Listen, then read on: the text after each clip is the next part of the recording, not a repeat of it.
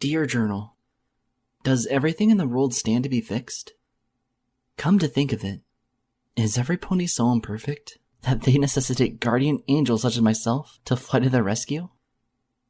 I know that I'm here in this town for a reason, curse or no curse. But is every facet of this reason up to me to decide?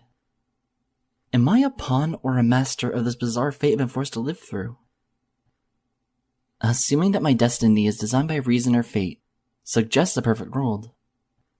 What, then, needs to be fixed in a world that is perfect?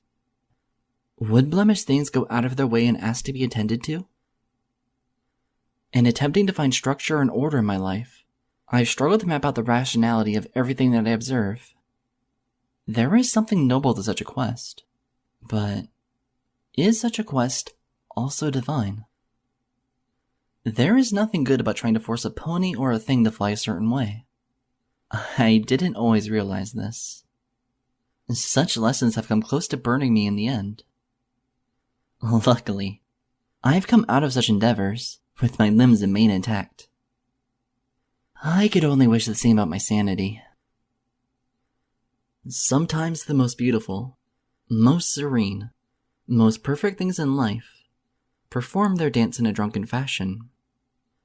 It may look funny from the outside, but then you realize the entire world is like a ship, rocking in some tempestuous seas. You can only get an even hoofing by floundering all over the place. Chaos and unpredictability are the most difficult dance moves of all. But once I've tasted of those charmingly unique steps, it's difficult to waltz in any other fashion. And why would I try to? It's like the sound of one of flopping, or what your face looked like before your parents were foaled, or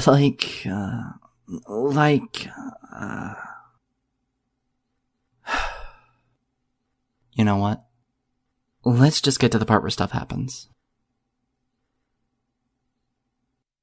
5 days after my curse began, I was a smelly, sweaty mess. At least, that's what I imagined. I didn't want to hang around ponies long enough to see their disgusted expressions, or else I would have run the risk of finding out just how far I had fallen.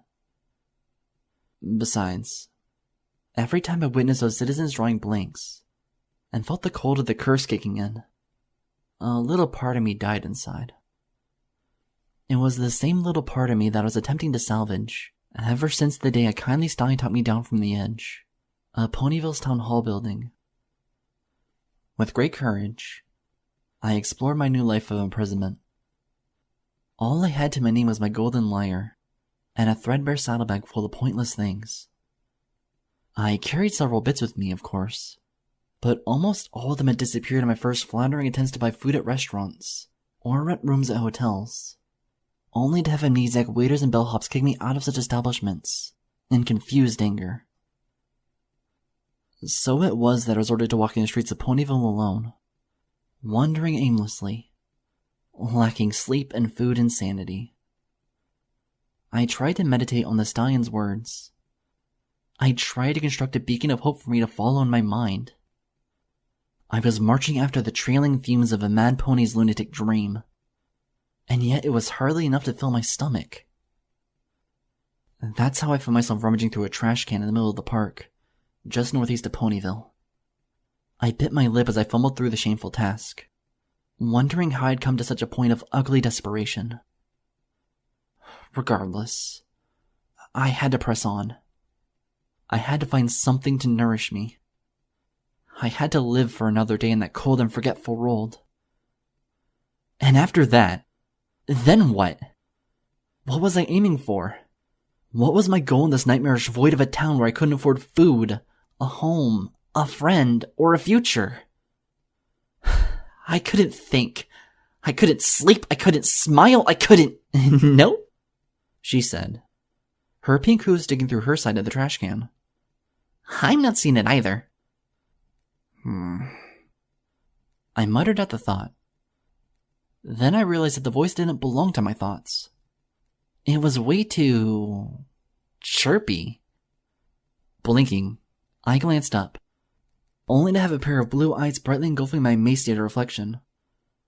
Why would he toss into the trash to begin with, silly? My eyes twitched. I felt part of my face convulsing as I ran a hoof through my frazzled mane. I gulped. I looked at the trash can, at my hooves, then back at the pink stranger, who was leaning up against a container out of nowhere.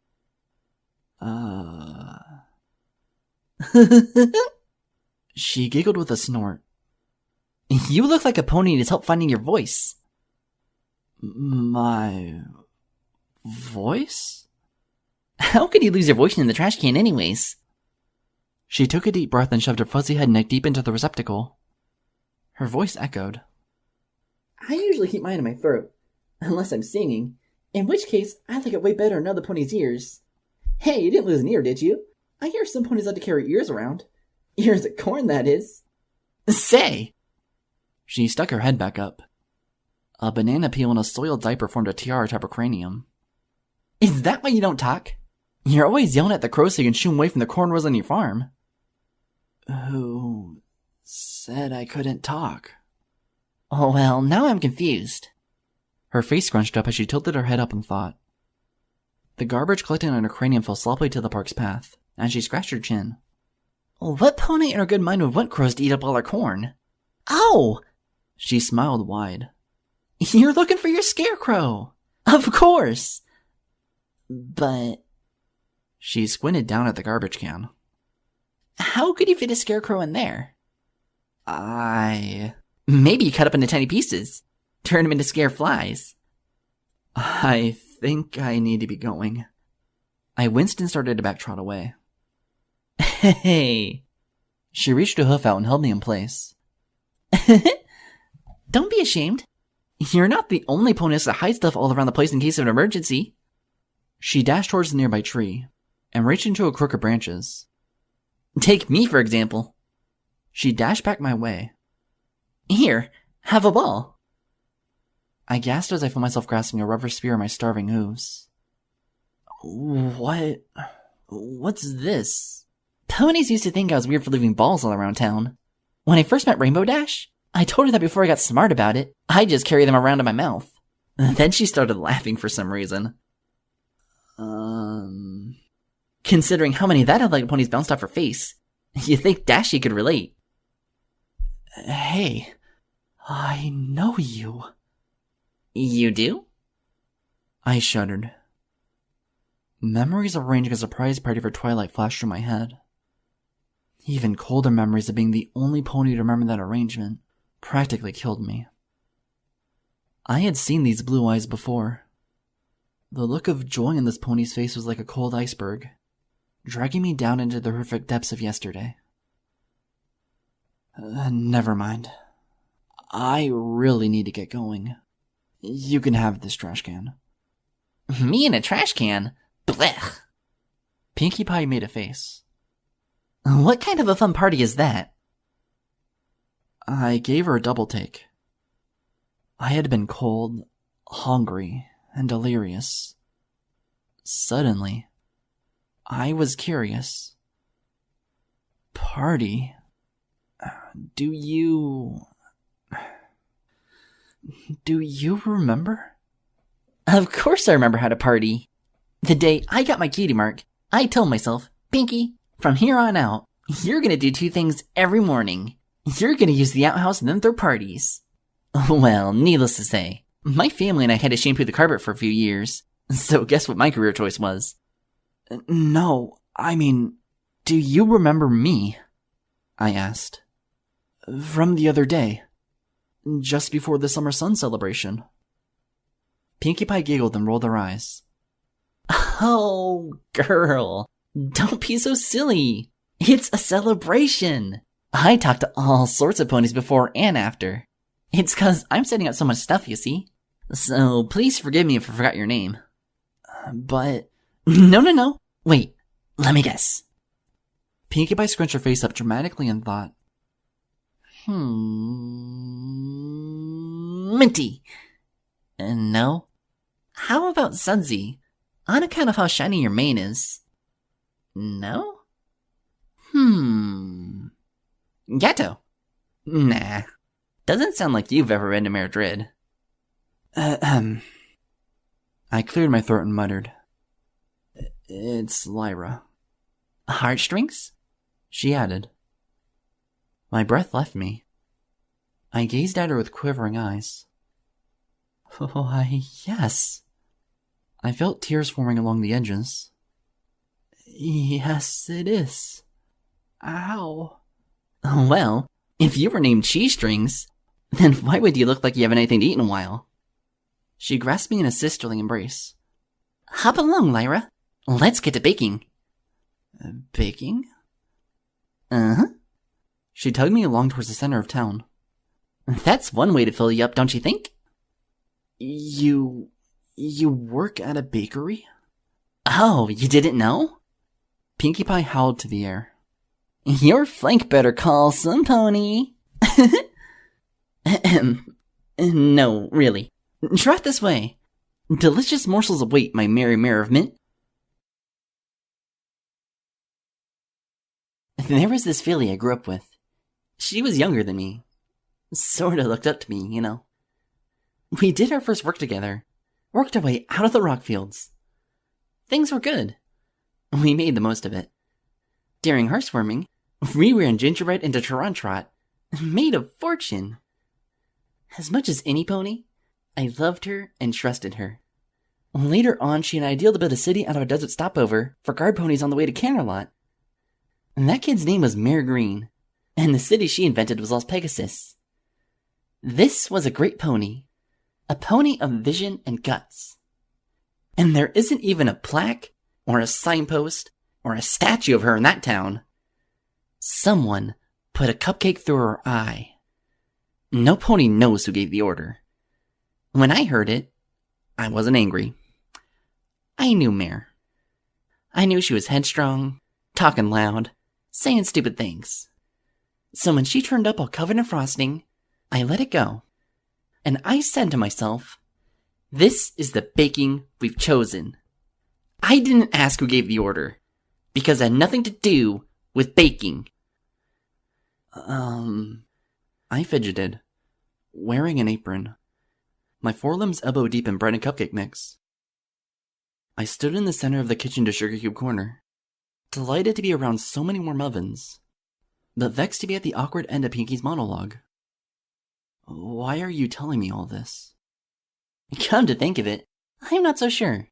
But suddenly, I want a banana daiquiri. A banana what? One of the nearby ovens produced a melodic ding. Oh! First batch is done! Pinkie Pie clamped her teeth over an Earth Pony mitten and slid the tray of warm cupcakes out. You smell that? I love the smell of angel cake mix in the morning. But it's the afternoon. There you go getting all technical again. Pinkie Pie stifled a giggle. Baking should be about fun and sharing your happiness. The best part about making these treats is thinking about who you're making them for. For instance, I'm always thinking about my friends when I bake Frosted Delights. That's what makes them all the better. In a way, you could say I bake a little bit of my friends into each of these cupcakes. She huffed a golden brown morsel to me. Here, have a bite. It's always best to sample a taste. That way you'll know whether or not to give your patrons helmets for the one-way trip to the land of exploding taste buds. I gazed at the delicious, piping hot bread. My mouth watered, and my vision turned hazy as my eyes glazed over. Only a sample? I whimpered, until my mouth was suddenly full of toasted deliciousness. Silly filly. Pinkie Pie smiled from the opposite end of the force feeding. This is your stuff. I gulped the warm bite down, and cradled the remaining bit in trembling hooves. My stuff? We're baking this all for you. You and me. She grinned wide. 'Cause you're my friend too. Something inside me clicked off. Or clicked on. I'm not exactly sure anymore. My senses were suddenly melting with sugary delight as I filled my empty stomach in a flash. Pinkie was lucky she didn't get her hoof bitten off. Whoa! Holy smokes with a chimney on top. You enjoying your own hoofwork there, Mint Cheeks? Hi. I panted, gathering my breath after devouring the meal. Yes. I deliriously reeled from the happy sensation of having something edible inside my stomach. Most definitely hoof-forked over. Well, saddle up for more, Philly, 'cause we got plenty more where that came from. She slid over several frosting dispensers and confectionery items. You work on the frosting, and I'll make these things triple X. I gave her a double take. Excuse me?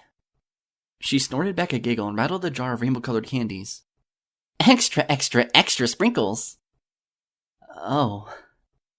I gave a hollow laugh, and worked diligently on what was bound to be a horribly self-indulgent meal. But of course. You're supposed to smile, Green Hooves. After all, that's what really matters. Oh. I sat, hunched over on a bench along the far side of Sugar Cube Corner. Got a tummy ache? Pinkie Pie asked. I smiled drunkenly into the spinning corners of the room. In the best way. I felt the frosting-flavored belch rising up my throat, and covered my mouth at the last second. Through thin eyes, I gazed across the table at Pinkie. I never thought I could down 6 cupcakes. You dainty thing, you. How? My brow furrowed with the severity of the Inquisition. How in Celestia's green earth could you possibly have swallowed 14? My grandma always told me I had the stomach of a hydra, 'cause it was big enough to support 4 miles worth of meals. You don't say. I smiled thinly. Your grandmother sounds like a witty mare. Yep. Sadly, dear old Granny Pie kicked the bucket. Aww. I gave her a look of pity. I'm so sorry to hear that, Pinkie Pie. Was it old age? Nah. A wall fell on her. Oh. I blinked, fidgeted, and gazed around the place. That's... Hey! Pinkie Pie bounced up from her end of the table and grinned at me. Wanna see a stallion go limp? I blinked at her. I beg your pardon? And then I slapped it with my bare wings, Thunderlane said proudly. Cloudchaser and Flitter stood next to him, giggling and cheering. The sunset bathed them in a bright crimson, as the afternoon came to a glittering end. Wow, that's spectacular, Flitter said, cooing. He had it coming, too. Cloudchaser added with a sultry wink. Yeah, well. Thunderlane scratched a hoof across his muscular chest and smirked. He shouldn't have been shoving his beak into our flying team's business. You know, some ponies say that griffins are just naturally rare. Truth is, they don't breed enough to contribute to a proper gene pool. I mean, how can they? The only thing tinier than the brains is the size of their... Quick! I dashed up to him, wide-eyed. I shivered partially from the cold, partially from what I knew I was about to do. We need your heroics, Thunderlane. And you are? Flitter gave me a scathing look. Thunderlane marched in between me and the fillies. You heard her. Looks like some pony needs me to kick some flank again. He cleared his throat and stood in such a way to show off his wing muscles before the 2 girls. Now what seems to be the trouble, miss? Some pony spotted a squadron of changelings flying in from the west. Changelings? Thunderlane made a face, while Cloudchaser and Flitter murmured in surprise. Why, they're almost as bad as griffins. He blinked. Almost. Come, quick! I gestured with my hoof and trotted towards the sidewalk. We need your expert, Hawkeye, Pegasus vision. Absolutely. We can't have changelings invading Ponyville and... He squinted over his shoulder. And just what do changelings do again? Cloudchaser and Flitter shrugged. Hurry! There's no time! Alright. Thunderlane marched after me. I led him to a conspicuously empty spot in the center of the town courtyard. Where are they? I don't see anything. Scan the horizon, quick. I pointed. We have to know how many we're dealing with. But... Thunderlane winced and squinted his eyes. The sun's setting over there. It's hard to see anything. Just stand right there. I pointed towards a dark spot on the concrete. But keep your eyes on the sky. Cloud Chaser gulped. Her eyes locked on the spot where I was directing him. Thunderlane? Her sister stifled a snicker. Hush, girls. He grunted. I need to concentrate if I want to spot where they're coming from. Gazing up, he walked blindly into a wet circle of liquid adhesive. His hooves came to a squishy stop. His eyes narrowed bravely towards the burning west horizon. All I see is a flock of birds. Ma'am, are you sure this is... Biting my lip, I gave a hoof sign to the air. Pinkie Pie jumped out of a nearby bush and shrieked directly into Thunderlane's ears. Run! It's the Lunar Inquisition! Gah! Thunderlane went wide-eyed. His wings flapped like a frightened chicken's. As soon as he lifted up, the adhesive sticking to his hooves bounced like rubber bands and yanked him harshly back onto the ground. He grunted, his entire side plastered to the courtyard. Ugh. Cloud Chaser and Flitter transformed into a collapsing pile of giggles and shrieks.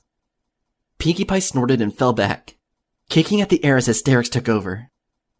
As for myself, I sat there, slumped on my haunches, with a hoof planted over my gasping mouth. After a while, the horrors of my past few days faded away, and I was thrown deliciously into a sea of hyperventilation and laughter. Thunderlane, naturally, was hardly amused. Pinkie Pie! He thrashed and fought and struggled to peel himself off the layer of translucent glue. Wait till I get my hooves on you! Oh, cheer up, Mohawk. Pinkie Pie wiped the tears from her smiling face. Like we really interrupted anything with you three. One way or another, you were gonna end up sticky tonight. That's it! Come here! Thunderlane lunged with a growling pair of teeth. Feathers flew from his wings as he managed to get within biting distance of us. I fell back, into Pinkie Pie's forelimbs. Time to split like a diamond dog's behind, Mystical. Pinkie Pie yanked me along with her as they collectively scampered to the edge of town, baptized in Thunderlane's curses, and the giggles of a pair of rosy-cheeked mares.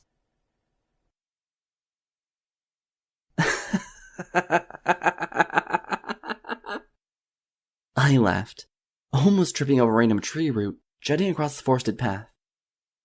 That wasn't the half of it.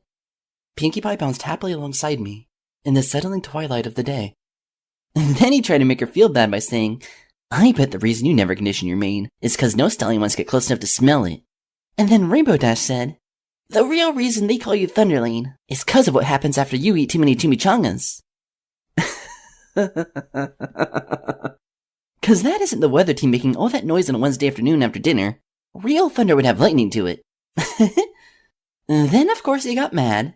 But what could he say? Dashy may not be the best of punchlines, but she's pretty good at delivery. I've known her way longer than the other mirrors, and it makes me happy whenever I can make her laugh. 'Cause it's like a challenging little game, you know? For instance, why was the Rainbow Factory full of blood? I give. Why was the Rainbow Factory full of blood? 'Cause it was really happy to see the Snowflake Factory. Yeah, Pegasus humor. It's an acquired taste. But I like hot sauce in just about everything. Did you hear the one about the dead sea serpent who visited Cloudsdale? No. What about him? He died! I almost collapsed. I was surviving on sugar, endorphins, and a lack of sleep. Somehow, Pinkie Pie was the glue that held it all together. As freezing as I was, there was nowhere in all of Equestria that I wanted to be but with her. Wow, Pinkie Pie. Do you ever run out of fumes? I'm pretty sure Thunderlane doesn't. Just think, if all the Pegasus needed to do was graduate fart camp, no wonder Thunderling passed with flying colors. Get it? Passed? And come to think of it, Fluttershy would have failed that camp too. Pinkie Pie scratched her chin and thought.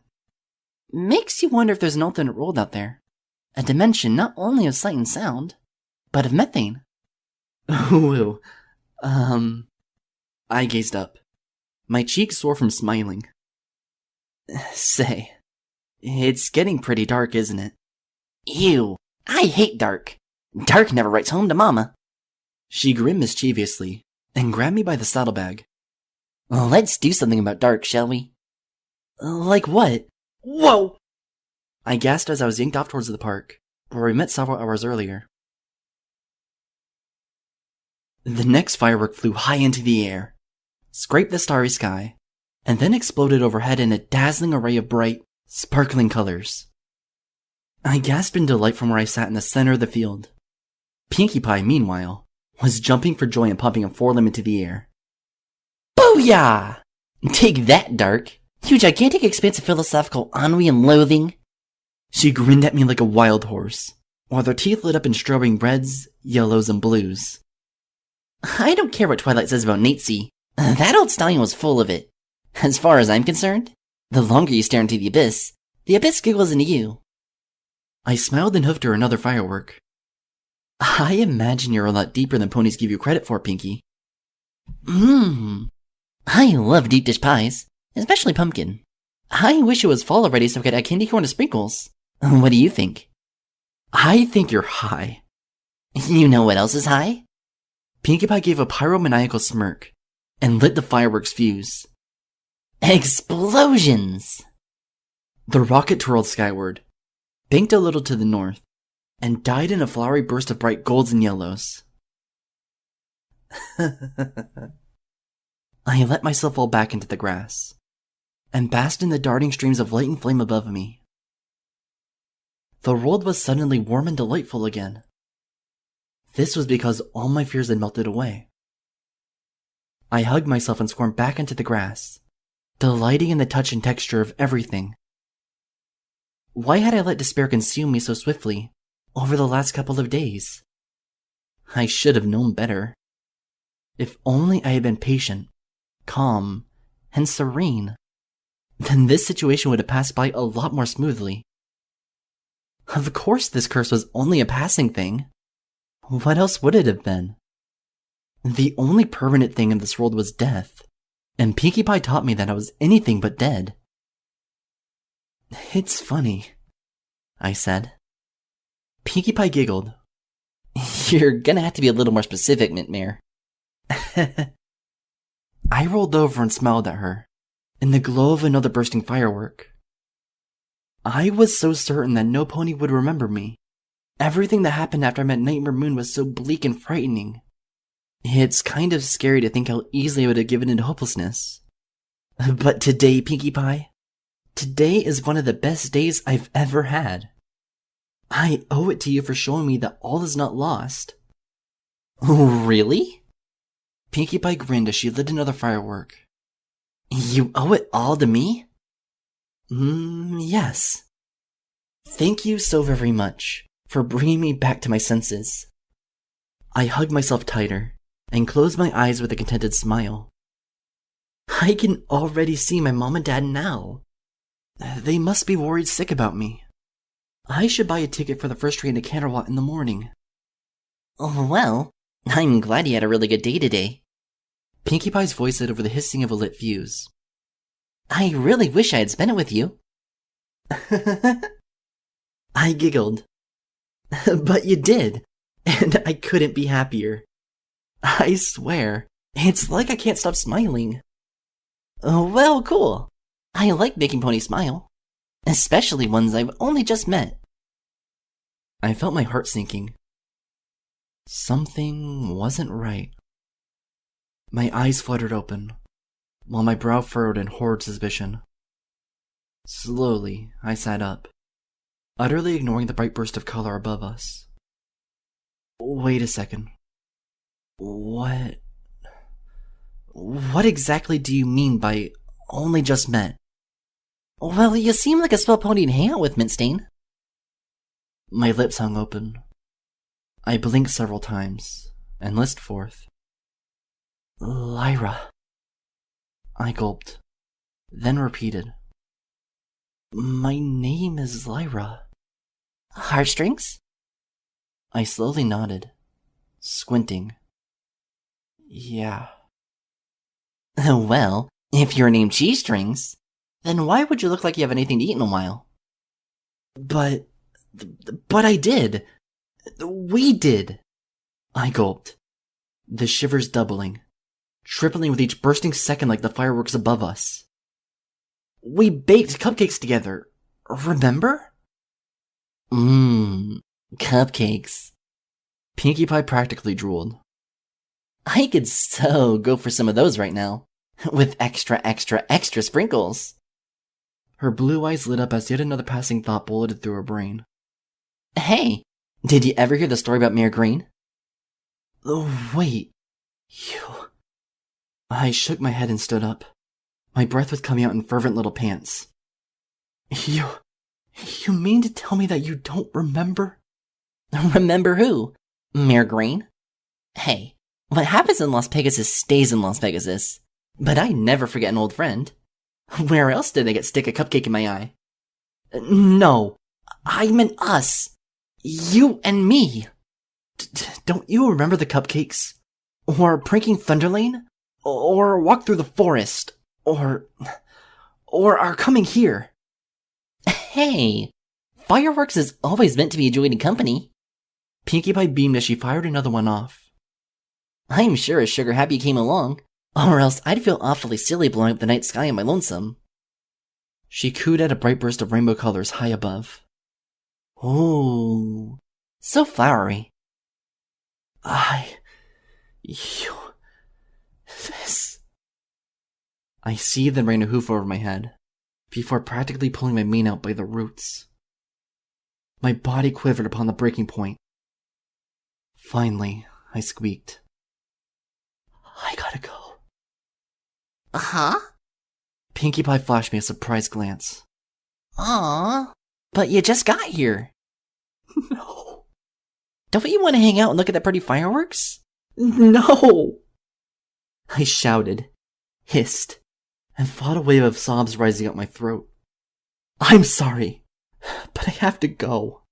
Don't be such a spoiled sporty pants, Minty. It's Lyra, I retorted, practically whimpering. Heartstrings? She remarked, and I realized that she was merely looking at my cutie mark. She smiled as timelessly as ever. 'Cause if you're named Cheese Strings, then why would it look like you haven't anything to eat and... Hey, where are you going? I was running away. Galloping away. I flew straight into the forest, blind and numb. The world was a labyrinth of shadows and invisible frost all around me. In every blink, I saw the dark gaze of Nightmare Moon. I saw bright pony faces looking through me. I saw Mom and Dad's faces fading away, and my sobbing voice was flailing in a desperate attempt to pull them back. I couldn't believe how stupid I had been. Of all the ponies of Ponyville that could have befriended me that day, it was the village's narrow-minded jester. I wanted to scream. I wanted to break something. I wanted to roll over in the dirt and die. It so happens that I did none of those things. My panic sprint through the forest had exhausted me. I found what I felt was an inconspicuous place, and collapsed there, warmed by my tears. When morning came, I discovered I was inside an abandoned barn. My loneliness would have consumed me, hadn't a local farm filly happened to trot by, and discovered the sound of my voice, and changed my life forever. Several weeks passed since that first meeting with Pinkie Pie, and I earned more than just a sound bite attached to my name. Desperate afternoons to play my lyre in the middle of town had proven fruitful. In spite of my curse, I had been able to earn many bits. Many bits meant plentiful food, good hygiene, decent shelter, though it was a flimsy thing. I was thankful nonetheless for the tent I had pitched, beside the abandoned barn on the north edge of town. I had plans for something far more permanent, of course, but I needed to take things one hoof step at a time. I had just recently discovered the meaning behind the music that was stuck in my head every morning. It turns out that Princess Luna, the same soul that Nightmare Moon had been anchored to, was the composer of ancient music. And somehow my mind had stumbled upon a nearly forgotten instrumental called Prelude to Shadows.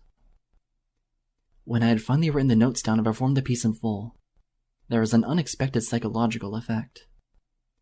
The lights all around me had become magnified, and my spirit was assailed with a great feeling of paranoia and anxiety. I almost wished I had a way to log down all the sensations I was feeling, but I was too busy being confronted with something else just as startling. It would seem that just after Prelude to Shadows had been performed, a new tune had taken its place. I was as frightened as I was mystified, and suddenly my imprisonment in that town took on a whole new meaning. It had been over a month since I had become trapped in Ponyville, and I was just starting to get used to my situation. This wasn't a time to let myself become frightened. I had to keep my cool. I still had hopes of seeing my family again someday, and for all I knew, these mysterious instrumentals could have been the key to unlocking something. One thing at a time, I murmured. It was a relatively mundane phrase, but a helpful one nonetheless. Adjusting the collar of my hoodie, I got up from my sleeping bag, slipped my saddlebag on, turned around, and zipped open the door flap to my tent. A baby alligator flew straight into my face. I collapsed into the dirt outside, wrestling furiously with the puny reptile. As I rolled several times over in the soil, I heard a pitter-patter of galloping hooves rushing towards me. No, no! Bat Gummy! Get off the mare! Get off the mare! I felt a pair of forelimbs tugging at the alligator's scaly hide. With an obnoxious popping sound, the thing was removed from my cranium. Ugh! Patooey! I spat from where I sat on the ground. With a sigh, I pulled my mane out from my eyes and glared up at the bright shape before me. Seriously, Pinky! Will you put a leash on that thing already? Hey, it's not his fault. I thought I could teach him hang gliding, but as soon as I tossed him to the winds, I realized I forgot the glider, as well as the hangers. Did you search the gallows? I asked. Huh? Gallows? I sighed. Never mind. I still think he could use a leash. Silly filly. How can a reptile hang glide with a leash? She smiled and cuddled the wall-eyed alligator to her bright cheeks. And good morning, by the way. Sorry about the whole alligator in the face thingy. I sighed and slowly stood up, dusting myself off. I didn't know what I was angry about more. The fact that this was the 10th time such a thing had happened, or the fact that I still wasn't prepared for it. In a lot of ways, this curse had forced me to take the repetition of maniacal ponies like Pinky for granted. Don't mention it. Just try to be more careful, Pinky, I grumbled. There are more ponies around town than you think, and tossing an alligator around randomly is likely to get more than just Gummy in trouble. Yeah, well, I figure that once he grows his teeth out, I'll try tossing ponies at him for a change. She paused, blinked, then glanced at me. Hey, how come you know my name anyhow? I've never met you before. I sighed and tried explaining. It's because... Pinkie Pie then reminded me that there was no need to explain things with her. 'Cause you seem like a pony's worth knowing. I look at you and instantly want to have mint sherbet. Yes, that's nice. Sherbet. I have to go, Pinky, I groaned. I zipped my tent shut from the outside and tightened the saddlebag around me. There's this new song I'm composing, and I need to visit the town library for some help with. How come you live in a tent? 'Cause if the tent lived inside of me, I'd need a zipper for my mouth, don't you think?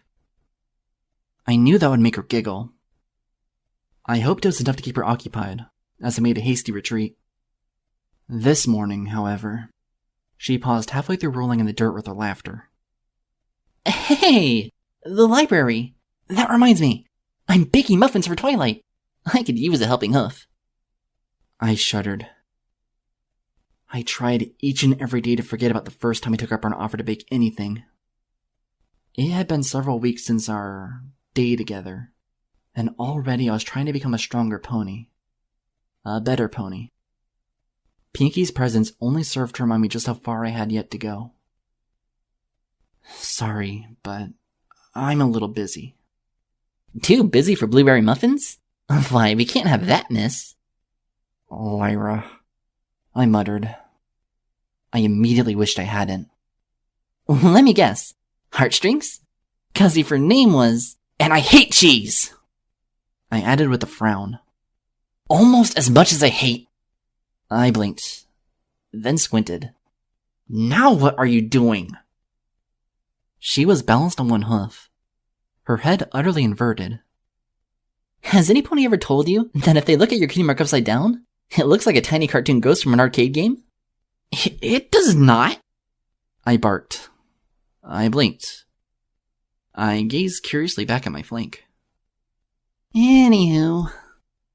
Pinkie Pie was suddenly bouncing past me, with a small green reptile biting down on her flailing tail. If you don't want to bake, then I can't force you. Non-consensual muffin making is the worst kind of muffin making. I should know. Mrs. Cake forces me to listen to Tori Hamos all the time. I was blinking, reeling from her exuberant randomness echoing in both of my ears. Next time I toss Gummy around, I'll make sure he grows wings first. Or at least webbed toes. Pinky, wait. I reached a hoof towards her. I winced from what I was about to do. The day that lay before me was dissolving, with each successive blink of contemplation, threatening to lose whatever musical progress I'd long planned on making. The fact was that I'd become intensely curious about Pinky all of a sudden. I'm not entirely sure what impacted me. Maybe it was the delicious lengths to which her smiling cheek stretched. Maybe it was the twinkle in her eyes that never went away, no matter how gloomy those days could stand being so many times in a row. Whatever was the case, the music in my head seemed a great deal less obtainable. And there Pinkie Pie was. She was very real, standing within a hoof's length, grinning at me, smelling of balloons and cake batter.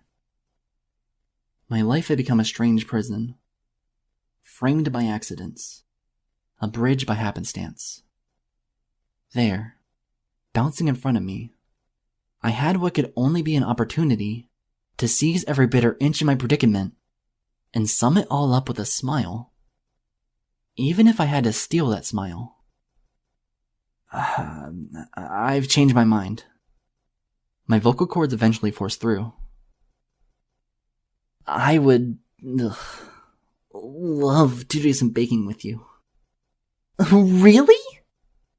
Somehow, in the span of 2 seconds, she had blurred back to smile point blank in my face. You mean it? Yeah. I gulped. Why not? Let's get to it before changing my mind again. What's the hurry? I haven't begun my morning rounds through town. Morning rounds? Oh, come on! She giggled and motioned for me to follow her down the path. Who doesn't enjoy walking the sun? Hop along, Spyra. Lyra. Whatever. Move your flank, green spleen. Then after insulting the way I bake lemon cakes, he asked me if I wanted to go visit Nuzzard's Lane atop the hill overlooking Ponyville. Pinkie Pie made a face as she led me through the busy heart of Ponyville. I mean, really? Could you imagine the audacity of a stallion like that? I think the word you're looking for is audacity, I said. And so what if he didn't like one thing that you baked? Perhaps you should have given him a second chance, Pinky. Believe it or not, food isn't always the way to a stallion's stomach. Whatever. Pinky smiled at me in mid-trot. That's the last time I ever let Rarity try to matchmake for me.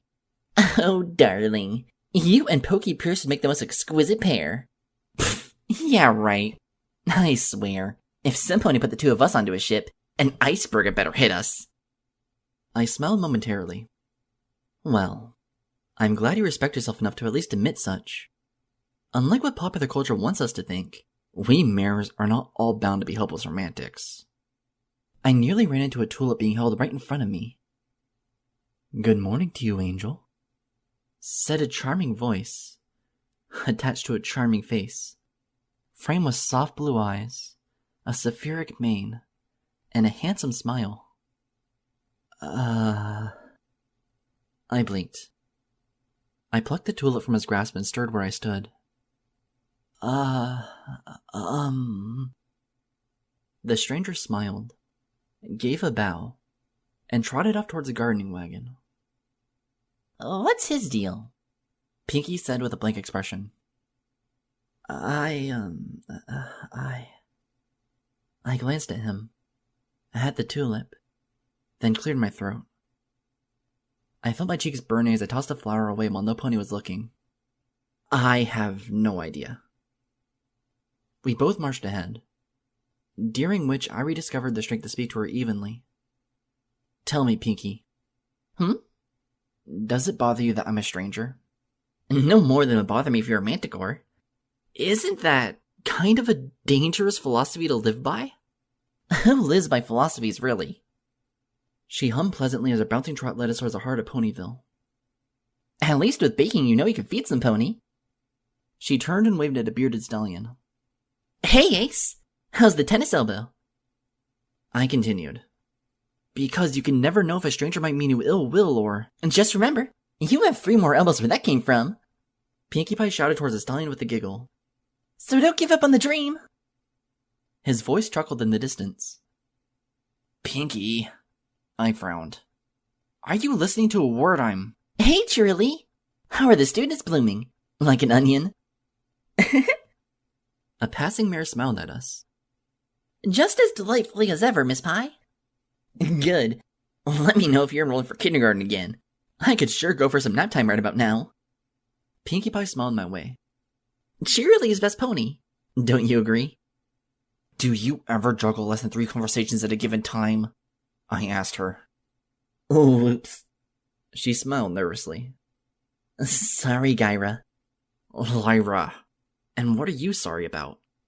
I see a pony's not smiling and I just dive right in, you know? She waved once more towards the random crowd. Hey, Sethistotes! Did that showmare from Winnipeg ever write you back? A passing yellow stallion glanced over and blushed. Who?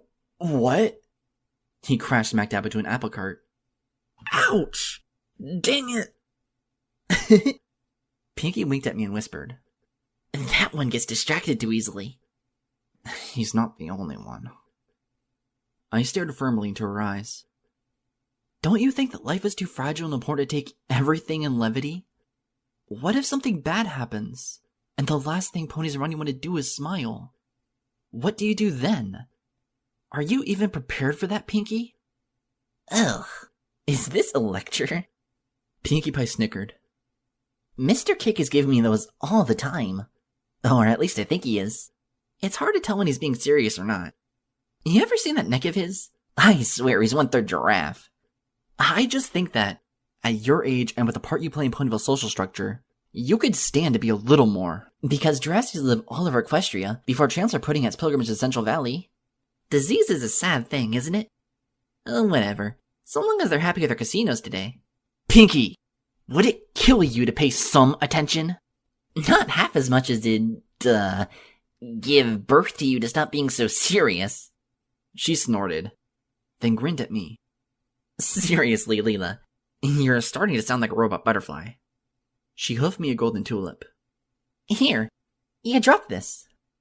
What?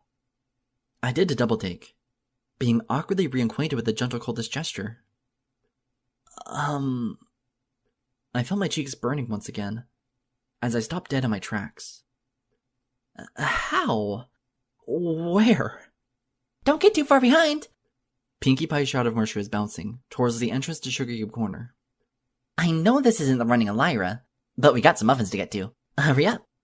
She bumped into a winged figure. Whoops. Sorry about that. A muffin emergency. A copper Pegasus grunted as she trotted past us. Friggin' earth ponies, I swear to Entropa. I placed the tulip behind my ear and trotted for the bakery. Suddenly, I skidded to a stop. On a jolting heartbeat, I spun and glanced behind me. The Pegasus had done the same, her amber eyes squinting at me from beneath the jet-black mane. For a few seconds, we were absorbed into each other's gazes. With a mutual shrug, we parted ways. Oh, help. I adjusted my hoodie and marched into Sugar Cube Corner under a wave of cold. Can't get any more awkward than that. And that's how I learned what poo-poo platter really means, Pinkie Pie said, giggling over bowls of muffin mix in the middle of Sugar Cube Corner's kitchen. Ooh, I tell you what, after that banquet, Princess Celestia almost decided to host a summer sun celebration in Manhattan instead. I still don't know how Her Majesty managed to brush her teeth so well since. I sighed long and hard, trying to hold my luncheon as I prepared the blueberries. Oh well, you learn something new every day. I gulped and fought the urge to retch. Most ponies, at least. Hey, not everything's black and white. What's that supposed to mean, Miss Pie? I don't know. Something about Patrat Molyneux, I'm willing to bet. Every time I think you've almost made sense, you've only lost me more and more. That's just what makes you the perfect straight mirror. The perfect straight what?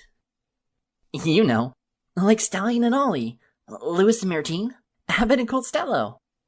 She winked at me while she stirred the bowl of mix. One of us is goofy and the other one is straight-faced. It'll make tons of ponies laugh when we hoof out these muffins. We'll be the next big hit. Sooner than you know it, they'll call us Heartflank and Sweets. Somehow I think that's already taken, I muttered. Cheer up. As much as I want other ponies to giggle, I just hope I find a way to make you smile too, Miss... For once, her speech trailed off, and her mouth hung open upon the precipice of confusion. I glanced up at her. I stood up straight. What? What is it?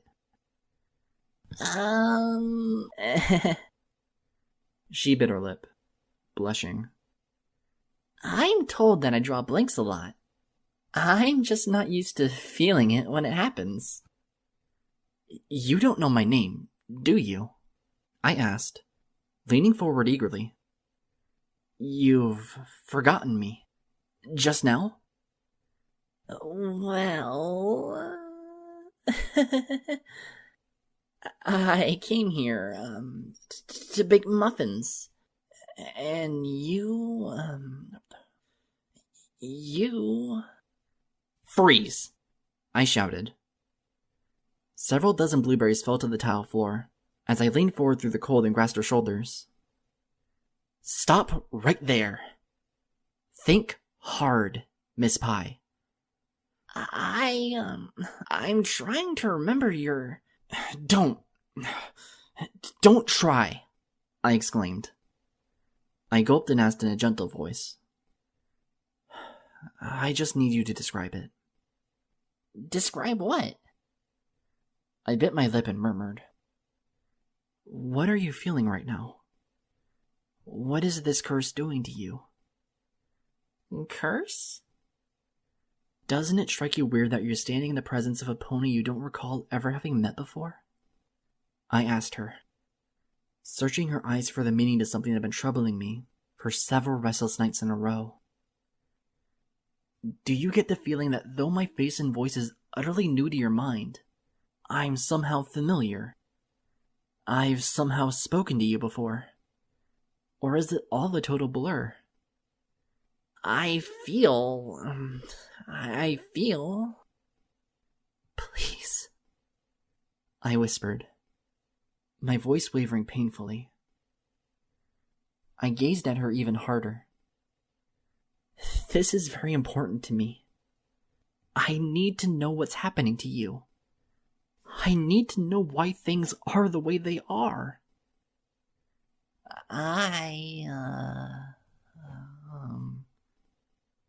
Pinkie Pie's eyes thinned as she breathlessly searched the links of the ceiling, like an introspective pony might search the cavernous links of her anxious soul. I feel like... Yes, I breathed. Pinkie Pie blinked, then smiled wide. I feel like adding pistachios. My ears drooped immediately. Pistachios, I droned. Yupperoonie. She bounced past me and grabbed a jar of nuts from a high shelf. Blueberries. Only bored caterers use fruits and fruits alone in a recipe. Ponyville is a gritty farming town. I need to toss something crunchy into the mix. Besides, what are the odds of any pony really being allergic to? Miss Pie! I almost snarled at her. I blocked a return path to the baking counter. Who am I? Really pretty. She winked. I like your mane, Mintalicious. She brushed past me while opening the jar with her teeth. Now who are the owners? Fire? I'm trying to be serious. I plucked the jar from her jaws. Something extraordinary has happened here and... Ew! I grimaced while shaking the accumulated drool off my hoof.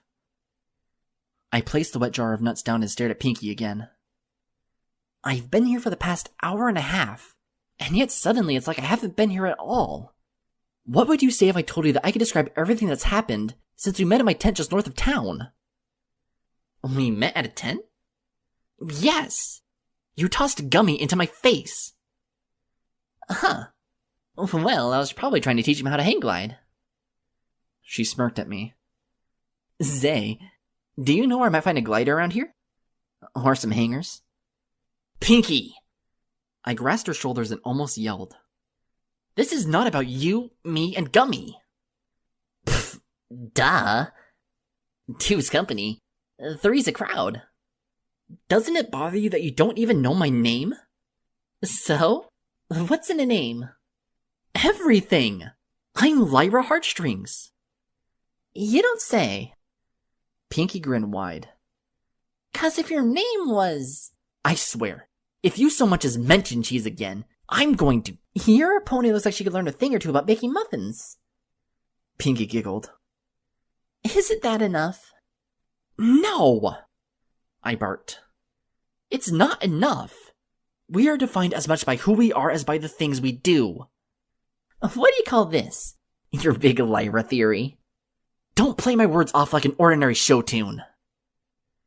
I followed her around as she wandered aimlessly about the kitchen, grabbing even more ingredients. How would you like it if every pony around you suddenly forgot your name? I'd have a hard time getting into dance clubs. For real. I folded my forearms and frowned at her. Wouldn't it bother you? Wouldn't it make you feel as if a huge piece of yourself was missing? Wouldn't it make you wonder what had happened to have stripped you of so much? Silly Lyra. This isn't Candlelock Court. Not every pony wears clothes. Ugh.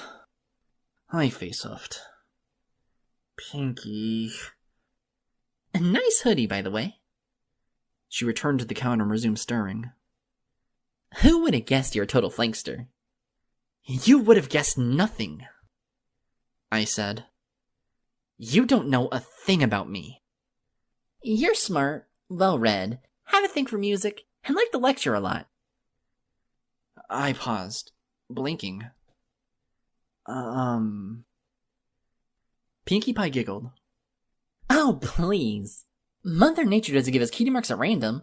That's like playing dice with the universe. Didn't Einstein say something about that? You think that's all you need to get to know a pony? I asked in a monotone voice.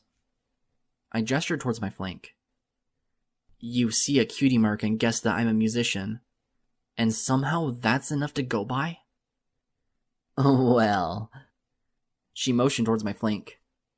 The golden harp certainly doesn't mean you study anthropology, now does it?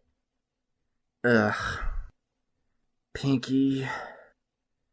I guess so long as you update on a regular basis. No pony can tell the difference. At least, humor me with this, I said, gesturing for emphasis. Say your name out loud and tell me it doesn't do something to your spirit to just hear it. What, my full name?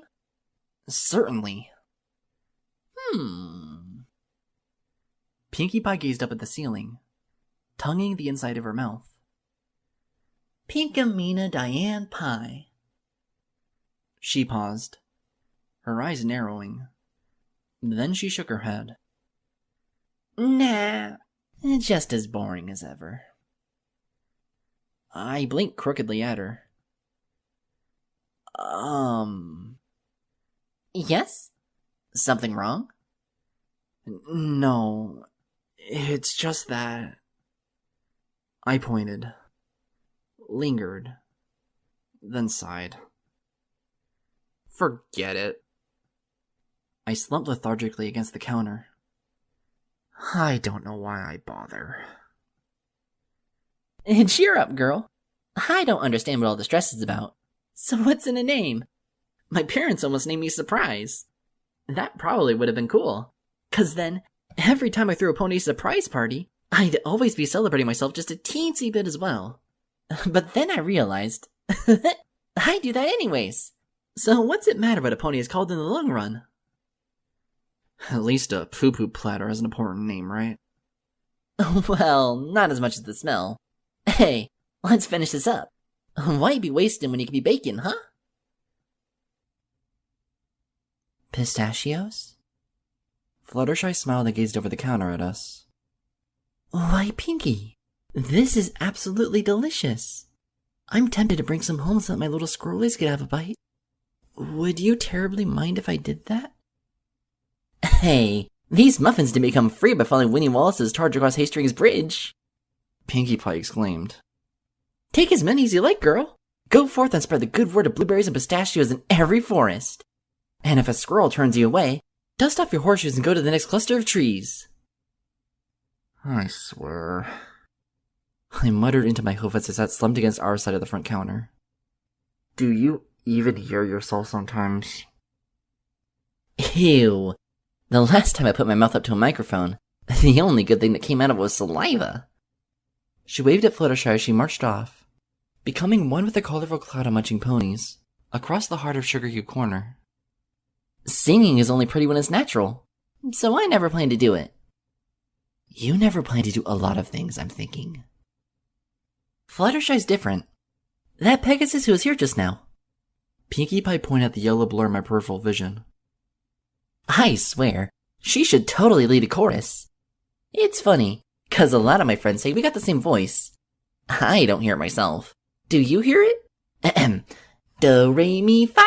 I planted a hoof over her mouth, silencing her as I sat up with a glare. I've heard enough, Pinkie Pie. You're a sweet, amusing, delightful mare, but I can't help but feel as if you're hopeless. She remarked. I removed my hoof. She shook her face, flexed her lips, and uttered, I don't know about you, but I feel pretty happy. Feeling happy and being happy are two different things. Ew. She gave me a disgusted look. Since when? Since the cosmic nature bestowed her holy breath upon the four corners of this realm and ascended to the cosmos, what's it matter? I tossed my hooves and stood up. A pony's soul is never at ease. I mean truly at ease. Until he or she is lucid of his or her place in the universal order of things. Is this the part where you ask if I read Dianetics? Pinkie Pie. Don't you ever value the past or future? I looked at her with pained eyes of concern. Just how long can you live in the present? How can you possibly eke meaning from a life that is measured in the here and now? Doesn't anything hold permanence and meaning? Well, I guess I could dwell on the past.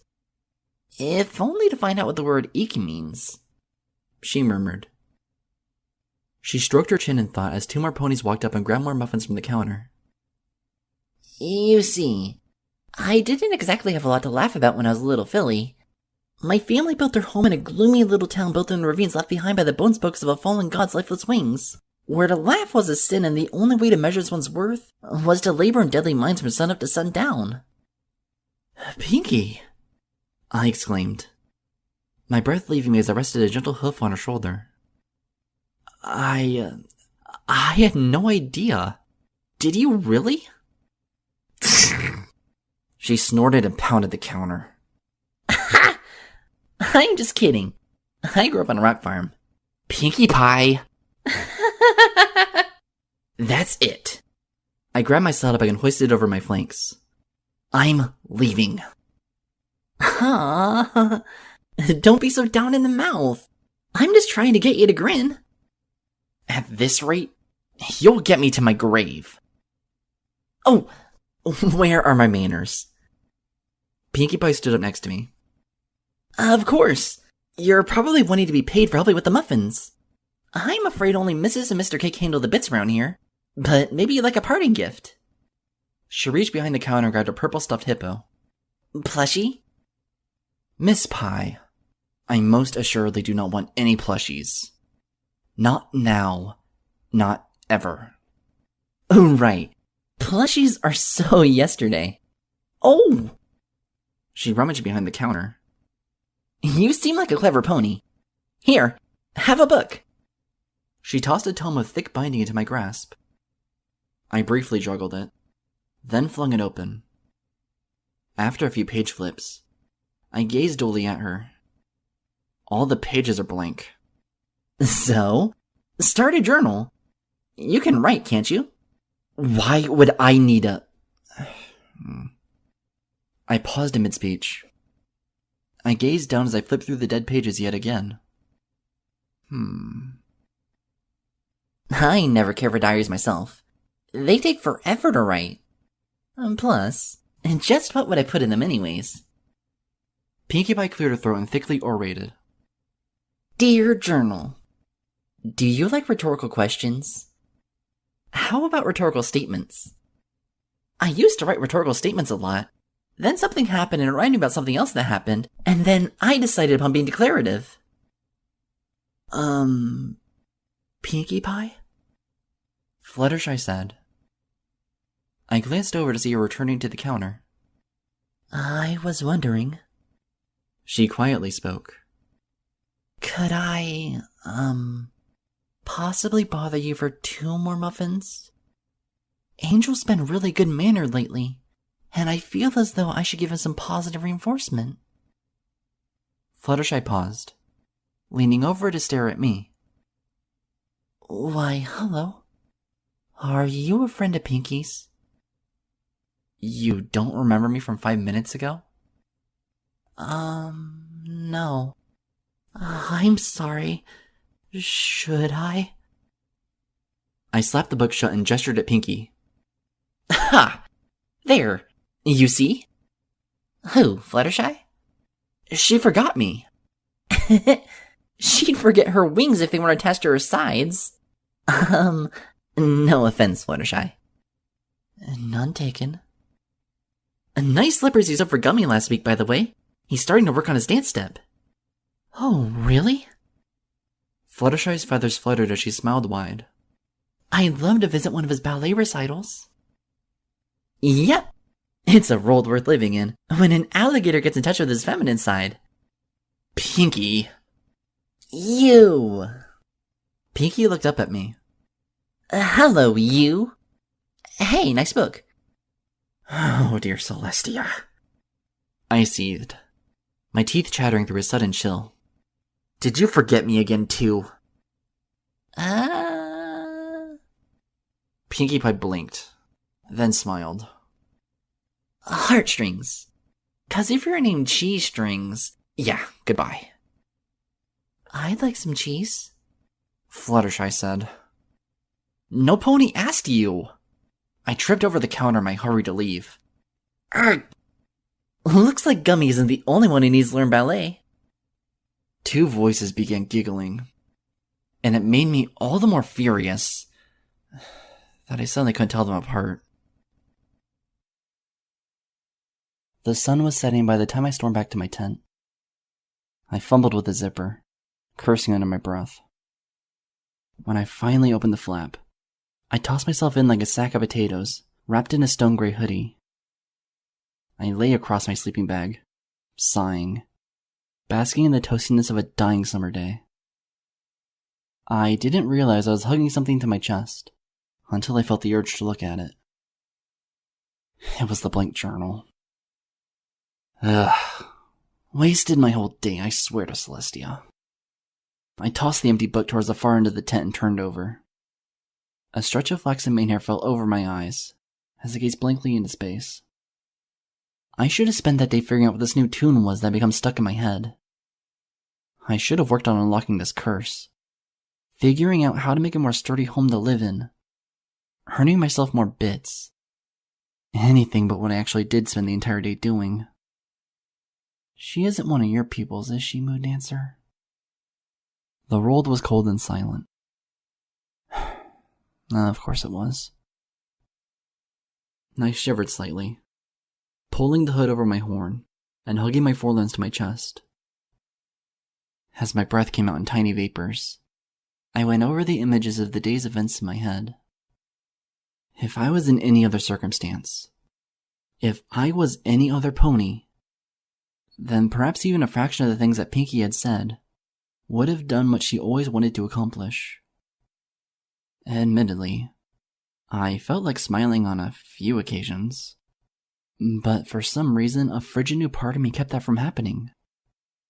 Because of that, both of us had come to an impasse. Did I really have the curse to blame for that? What was I becoming? Or better yet, what was I destined to become? I wasn't always so cold, so joyless, so devoid of any sense of humor or levity. Was the curse such a curse because I was letting it be so terrible? No, it couldn't possibly have been that simple. I just needed to understand things more. I needed to get answers. If I could understand Pinkie Pie, then maybe, just maybe, I could understand everything else as well. There is nothing harder to unlock than randomness. After all, I was dying to know how a pony could live forever in the present, for I realized that I too may soon have to adjust to such an existence. So, groaning, I turned over and did something I would never have predicted. I lifted the blank journal in my grasp. I opened to the first page. Then, telekinetically grabbing a pen that I had previously used only to write music down on paper sheets, I began taking notes. Then those notes turned into outlines. Then those outlines turned into narratives. Finally, those narratives morphed into journal entries. Before I knew it, there was an elaborate map being made of my imprisoned life in Ponyville. 12 months later, seated in the corner of a cozy log cabin with a crackling fireplace, I was still illustrating that map. I calmly murmured aloud, while dragging the quill one last time across the bottom of the page. Have you ever had a beautiful melody stuck in your head, but you don't know where it came from? That melody is me. I stopped. I dropped the quill in its inkwell and gazed at my finished entry. Good thing I'm the only pony who reads this. That rubbish would never catch on. I took a deep breath and smiled. Life was still tough, but it was manageable. I had discovered many elegies since my first frightful month of the curse. I had made a home for myself. I had planted crops to grow my own food. I had even devised a way to coax Twilight into helping me learn the latest mysteries regarding my predicament. As a matter of fact, just the day previous, she had helped me discover the name of Elegy number 7. I glanced to my left, pleased at the thick pile of notes that I could now safely label the Threnody of Night. After nearly a year of awkward trial and error, I was finally starting to get the hang of things. It felt refreshing, as if I was actually in a good place. Perhaps such a sensation was what sparked the feeling of nostalgia suddenly blossoming inside of me. Whatever the case, I was motivated to flip through the first few entries in my journal. I hummed to myself as I spun the pages towards the very beginning of the book. I froze immediately on the first sheet, my eyes squinting. I had several year-old notes scribbled down in hasty pen strokes. From the horribly jagged hoof writing, I could tell just how much the cold had made me shiver 12 months ago. Among the convoluted to-do list, I saw such gems as earn more bits, tear down the barn, get access to the library's older books, and acquire musical instruments. But none of these had locked my attention so viciously in place.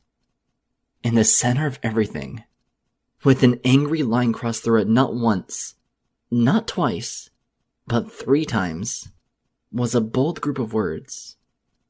Learn to think pink. I blinked at the imperative statement. I made a face. Ew. Really? My breath came out in a vaporous shudder. I gazed into the flames of the fireplace. Couldn't I just figure out how to time travel? Or build an artificial rainbow instead? There are times when I am reminded of just how alone I am. I can never predict when such epiphanies take place, but they're almost always followed by an immutable silence that not even my frost-stricken breath can interrupt. The fireplace had seemingly drowned itself into the shadows of the cabin. The instruments hanging all around me faded into obscurity, while the stars of night disappeared one by one outside my windows. I started to imagine that, with or without learning more about this mysterious threnody, I had come a long way to reach this place of tranquility and soundness of mind. It wasn't an easy road. I had struggled through many trials and tribulations of spirit over the year. Still, I had a lot to be proud of, psychologically speaking. And yet, no matter how serene I may have become, I knew it was nothing compared to the joy that Pinkie Pie exhibited through purely natural means. What epiphanies, then, could such a bouncy earth pony be capable of experiencing herself? When she felt terribly alone, who would be there to comfort her? For that matter, who would be capable of telling exactly when and where she crossed the great divide between joy and despair? Suddenly, thinking pink no longer felt like a mission to understand myself, but to figure out yet another soul who frolicked innocently across my accursed path. How could I have ever been possessed to cross such a note out on several occasions? I blame it on the alligator, I mumbled. I knew I might end up regretting it, but my mind was already making plans to do something about this. After all, I had just made another big step in uncovering the elegies. What was to stop me from helping my amnesiac friends discover their true potential, as I had so blissfully stumbled upon mine? I flipped forward through the book, and graced the page right after my latest entry. With the pen, I dragged fresh new notes across the page. I smiled to myself. This would take several weeks, but I could already tell it was going to be easy. I had made my connections through town, after all, even if those connections had no recollection of me. All I needed to do was ask the right ponies the right kinds of questions, and I would finally have Pinkie Pie all figured out. And then, just perhaps, I could help her figure herself out. Almost a month later, in front of Sugar Cube Corner, Pinkie Pie was raising Scootaloo's front hooves victoriously in hers. She did a little dance and smiled wide. Woohoo! Look who's all better! She winked at the little filly. It takes more than a crazy long-range magical Pegasus launcher to drain the spirit from you, eh, Scootzilla?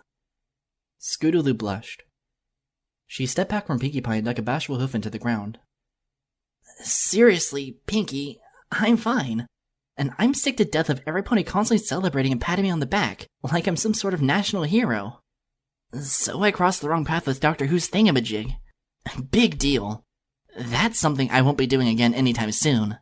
Milky White will certainly see to that. Milky White sounds like she gets a tall, cold bottle of sarsaparilla down her gullet. She could use something inside her, all right. Huh? Oh, you hear that? Scootaloo gestured her hoof beside her ear. Sounds like Sweetie Belle singing. I should go and do stuff. Crusader stuff. Over there. Not right here with you. Okie dokie Loki. Pinkie Pie innocently waved the galloping filly onwards. Go forth and smite talents in Cutie Mark's holy name. She turned and looked at me with a smile. This one time, I talked about the Cutie Mark Crusaders in front of a bunch of zebras on a pilgrimage to the east. Bad idea. She began giggling, then stopped to blink fixedly at me. Oh, hi there. I'm Pinkie Pie. Who are you? And why do I feel like I should suddenly avoid the topic of cheese? Well, I guess there's hope yet, I said with a smile. Huh? Pinkie Pie. I strummed my lyre from where I stood against a tree a few feet away. Several conversations with her closest friends had prepared me for this, as well as many nights spent poetically combining heartfelt words with the knowledge that had accumulated about her family and place of foaling. Have you ever had a beautiful melody stuck in your head, but you don't know where it came from or what it's supposed to mean? Only that you have the natural urge to hum it regardless. Ew! That's the worst tagline I've ever heard. Undaunted, I tongued the corner of my mouth as I thought hard for a way to start over. Here goes. I looked at her with yet another grin. What makes a pony? Is it her dreams? Her thoughts and her ambitions? Psst! Pinkie Pie leaned over and gazed every which way with a goofy grin. Am I on Cantor camera? Is that what this is? I sighed long and hard. I strummed my lyre at a greater volume and spoke with a slightly edgier voice. What does it mean to be alone? I mean truly alone. Have we come to a point of understanding the feeling? Oh! I love this game! Guess the song, right? Let me see what comes next. Pinkie Pie inhaled dramatically to the point of her eyes bursting. When she was finished, she loudly screeched forth. You've lost that loving feeling. Whoa, that loving feeling. I made a face. It had been nearly a year since I last attempted a solid conversation with this bright soul. Now I was remembering why. I glanced around to see several ponies glancing curiously our way for the source of the caterwauling. I spotted the mare clamping her hooves over her ears, while Berry Punch was shoving her head deep into a thick shrubbery in order to drown out the noise.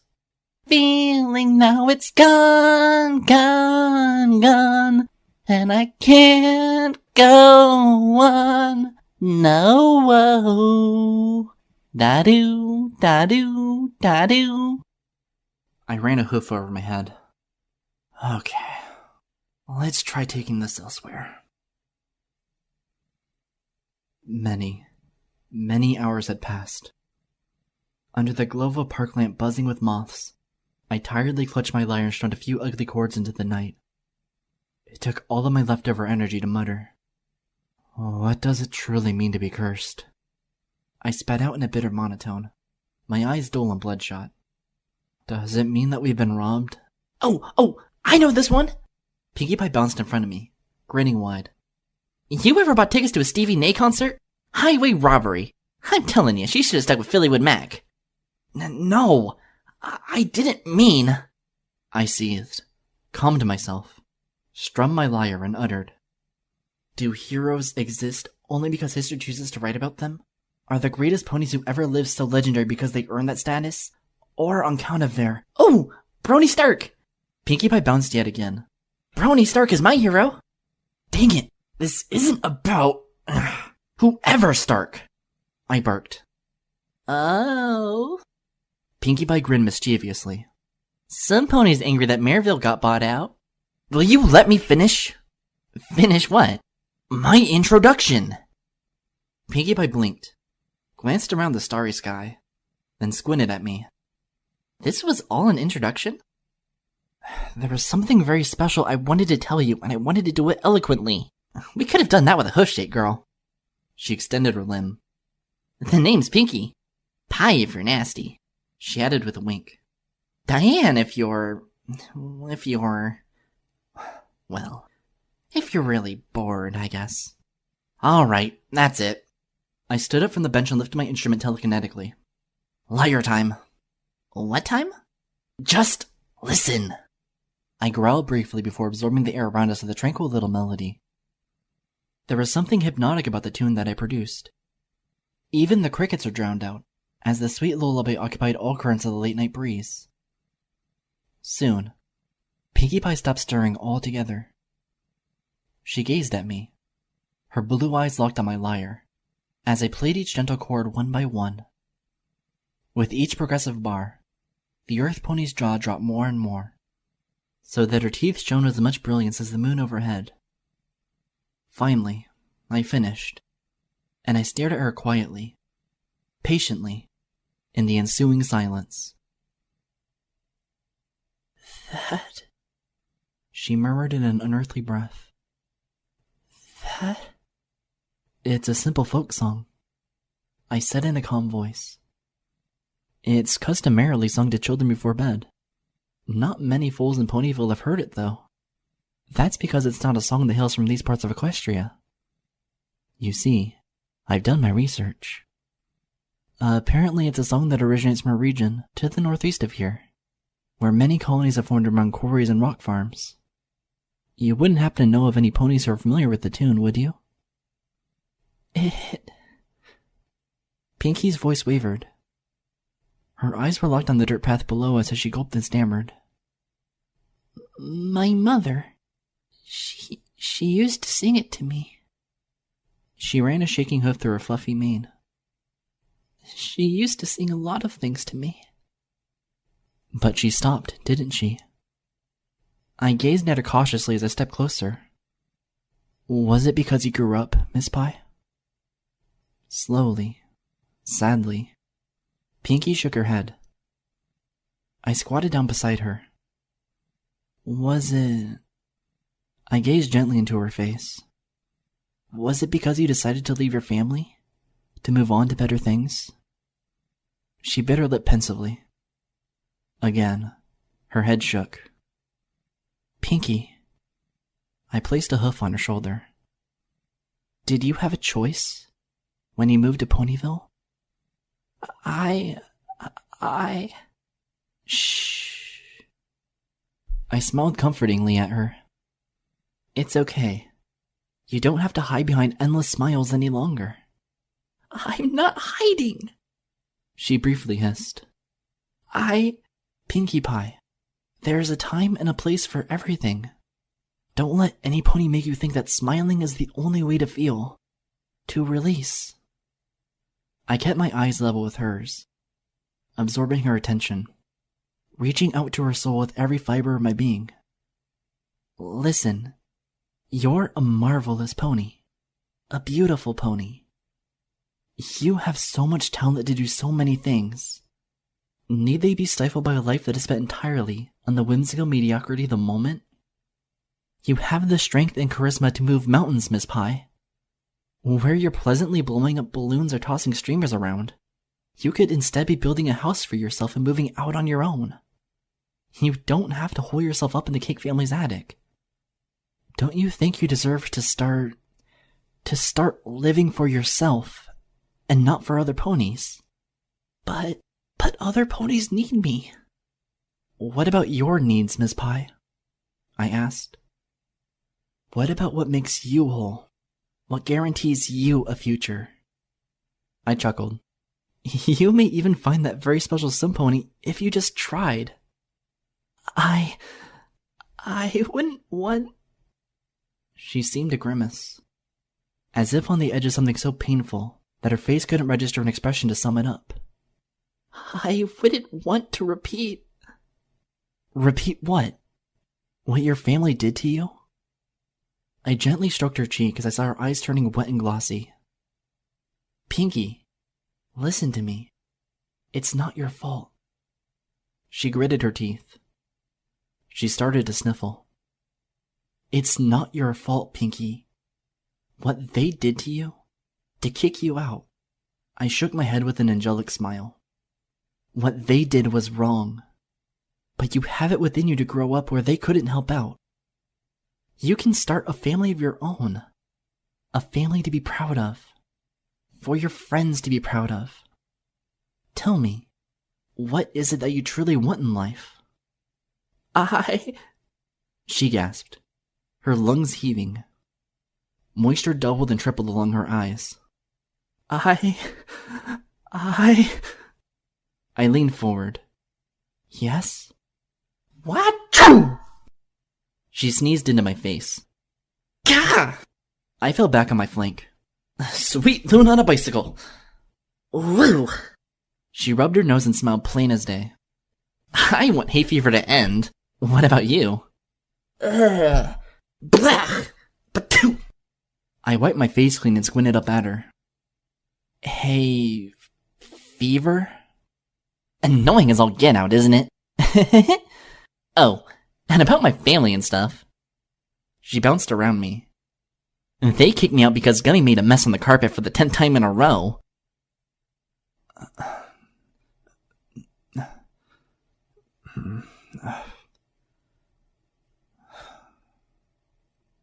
Gummy. Wow, if I knew any better, I'd imagine you could fill that last breath of yours with a lot of ellipses. Your family kicked you out because of a baby alligator defecating on your rug? At least I think that's what they're called. The last time Twilight tried to give me a lesson in grammar, her thesaurus caught on fire. I'm still not sure how that happened. I think Spike saw Rarity passing by the window and, well, at least my math is good. You mean that all of this, all of you being here, all of... I gnashed my teeth and jumped up. No! That doesn't explain anything! It doesn't? She blinked awkwardly. No! It does not! I snarled in her face. It doesn't explain why you're always happy. It doesn't explain why you never think about the past or the future. It doesn't explain why you're perfectly okay with forgetting who I am and still treating me as if I'm not cursed. It doesn't explain... Whoa there! Pinkie Pie frowned and waved two of her forelimbs strongly. Whoa! Hold on to your horses! I stared at her, shivering in anger. She looked back at me, glanced through the corner of her eyes, and smiled sweatily. What were we talking about again? 'Cause could we talk about chocolate fudge instead? I've always wanted to talk about chocolate fudge in the middle of the night under a lone street lamp. There always seems something so deliciously naughty about it. Hey, where are you going? Home. 'Cause at least I had the decency to build one. I snarled over my shoulder as I stumbled away. Some ponies like to rise above themselves, you know. Come on! We can still have a pleasant introduction, she said in a sing-songy voice. It's not like you're a perfect stranger trying to motivate me and take a huge step into a philosophical change of character by simply sharing a single melody. Come back! She plopped down on her haunches. Some ponies. Can't live with them. Can't live without... Oh, looky, moss. All aboard. Last call for Philadelphia. Train to Philadelphia. Last call. I took a deep, shuddering breath. Weeks later, I leaned against the bench at Ponyville's train depot as I watched the dismal sight of a train chugging away towards the horizon.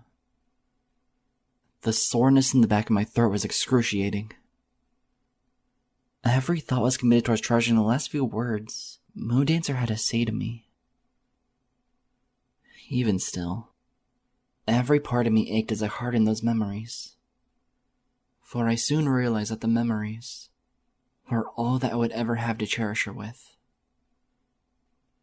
I clenched my eyes shut and ran two hooves over my face. I could still see her expression. Her violet eyes. Her devil-may-care grin. My ears twitched, for I could still hear her voice. Only it wasn't hers. It was... Woo! Why do trains have to be such steampunks? I winced. Gulping, I opened my misty eyes and looked to my side. Huh?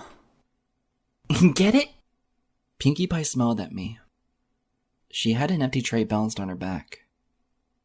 'Cause they're big, meanie punks, so all the steam they pull out of their stacks. She snorted back a giggle and pointed towards the horizon. Train humor. I guess only locals get it. I don't know why, but I laughed. It was both painful and pleasant, all at once. I needed a reason to exhale other than a sob. It's okay. I get it. At least I think I get it. With another shuddering breath, I glanced lonesomely towards the horizon. I heard a shuffling of hooves. Pinkie Pie had not left my presence. Apparently my previous, crack facility of a smell wasn't convincing enough. I just came all the way back from delivering the Depot Master a mountain of Mr. Cake's best cinnamon danishes. And boy, are my wings tired. But... I gulped and murmured her way. But you don't have any wings, Pinkie Pie. I know. They took off and checked themselves in at the Honey Pot Inn. It was the only hotel in town that didn't have feathers in the pillows. Get it? I got it. It was a horrible joke, but I got it. My eyes began to well up with tears, as I smiled for smiling's sake. I had just witnessed my past dissolve, and Twilight Sparkle's future crumble. And suddenly all that mattered was the pitifully happy now. I felt silly. I felt weak. I even felt stupid. But somehow, I felt right. You're something else, Pinkie. I heard my voice whimper as I gazed towards the horizon one last time. I could no longer see Moondancer's train, and that was what hurt the most. A sharp gasp escaped my body as I hugged my shivering self. I knew I was ready to collapse. If I moved a single muscle, every part of me would shatter. I didn't want any pony to see, and yet I didn't know what else to do. Thankfully, Pinkie was doing the thinking for both of us. Or perhaps not the thinking, but the feeling. I heard the clatter of the tray being put down, as she squatted on the bench behind me. If I didn't know better, she said in a very calm voice, I'd say some pony could use some company. I gulped hard as a tear ran down my face. I smiled halfway towards her, my voice squeaking in gratitude. Yes, Pinkie. I think she could. I sniffled again, but Pinkie paid no mind to it. She was too busy chattering forth. And did you ever hear the one about the horse who walked into a bar? No. I sniffed and ran a hoof through my mane. What about him? He said, ouch. I managed, my breath coming out in sharp palpitations, fixed through a painful but very warm smile. Well, that was dumb of him. Uh-huh. You hear about the philosopher who tried to cross the road? No. Why did she try to cross the road? To figure out why she tried to cross the road. That's awful. Isn't it, though? I leaned back, delighted by her warmth and presence. Got any more? Sure. What goes up white but comes down yellow and white? I give. What? Beats me, but you stink at juggling. I got 1,000,000 of them. Oh, I know. Here's the doozy. Okay, so this one time at rock camp, and that's when I got Octavia and the rest of the musicians to help me with the song and dance number. Pinkie Pie proudly exclaimed. Another month, another afternoon, and another giggling breath had brought her there to the center of Ponyville. I'm telling ya, I mopped up the floor of that gala with all my dance moves. Yeah. Too bad Fluttershy had to herd the stampede of guardians to the ballroom and turn the party on its head. Say, that reminds me. Does a rabies shot hurt? Twilight's been lecturing about it ever since we came back a few weeks ago. Perhaps it would be in your best interest, friend Pinky. Sakura winced and sidestepped away from her. To bring this issue to Nurse Redheart immediately. Why? Does she need a shot too? I should tell her about Berry Punch, cause that mare is always talking about taking shots. Say, that reminds me, Sakura. Zebras come from a desert land. Why are they always talking in rhyme? Wouldn't they get extra thirsty? I tapped her pink shoulder. Pinky blinked. My shoulder's talking to me. She spun around and looked at me with wide eyes. Oh, hi. Her face scrunched up adorably in thought. Something, she's as bad, right? You're just the mare I'm looking for, I said with a smile. She raised an eyebrow. I am? She is? Sakura remarked. Upon the receiving end of my prolonged stare, the shaman fidgeted before nervously blurting, "Showbiz!" With a wave of her hoof, she made a swift exit. Ahem. I turned back to Pinkie Pie. I desperately need you for a very important mission. A mission fraught with much uncertainty and cake frosting. Oh. Well, Pinkie made a confused face, realizing that she wasn't used to making confused faces. I can definitely do one of those things. I'm willing to bet you could do both. I tugged her along as I marched the two of us toward Sugar Cube Corner. Let's make haste. Okay. Ah! But... She hobbled awkwardly after me. What's the occasion? What are we doing? Who are you? Happy to see you. Isn't that enough? Okie dokie Loki. She put on her best smile and stumbled to keep up with my skipping hooves. Hey, wait for me. There's something about the smell, texture, and taste of marble cake frosting that brings out the little singing bird cage inside of me. What about you? Sure. Though, Pinkie Pie fumbled to juggle the many ingredients I was tossing across the kitchen towards her.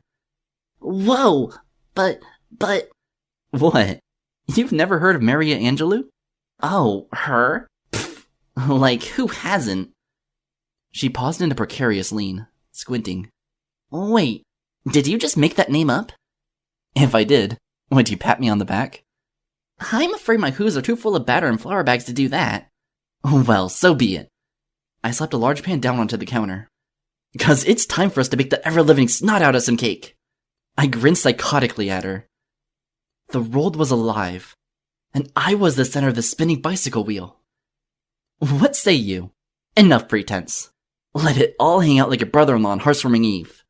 Let's cake sprinkles and chew gumdrops and not plan the funeral until the whole sad world is somehow around to enjoy the taste of both of them. Well, hey, that sounds like fun. I think. Don't think. Just bake. Woo, Celestia. It's good to be alive, don't you think? But I thought I wasn't supposed to think. She gazed up at me, panting from the weight of all the ingredients she was balancing. We're just baking, remember? Miss Pie. To bake is to live, is to weep, is to laugh, is to dance, is to bake. I dare you somewhere in that abomination of a sentence to find an infinitive worth splitting. Oh, really? I wouldn't dare. That's the spirit. Now hoof me the damnable baking soda already. Sure thing. But, if I may ask... She squinted at me sideways. Why are you in such a good mood? Ha! I cackled as I began the infernal process of making the greatest cake in the history of Equestria. You of all fillies would ask me that. I winked sideways at her. Ebb and flow, Miss Pie. Ebb and flow. I'm a little rusty when it comes to my rivers.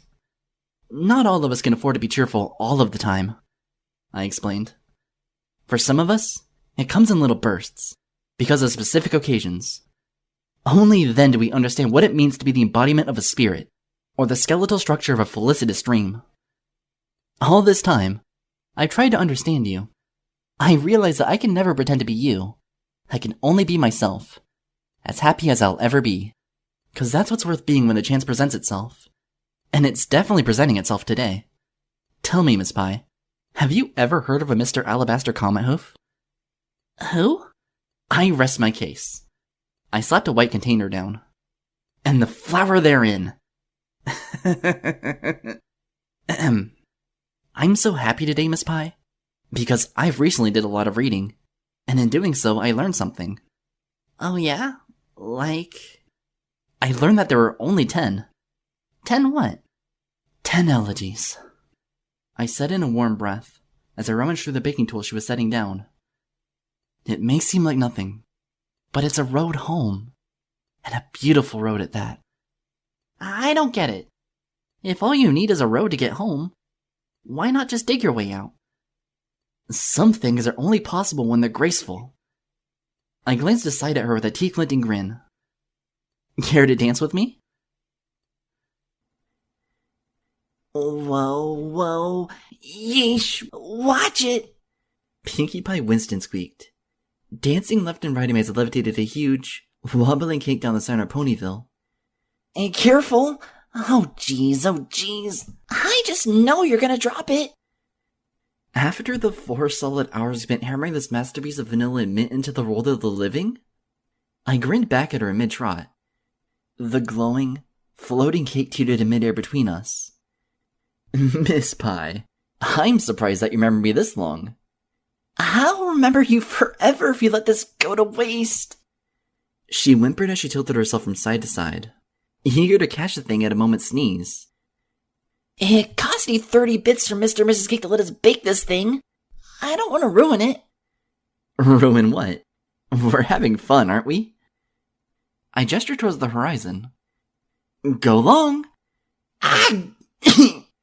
She dove dramatically forward, only to have to catch nothing.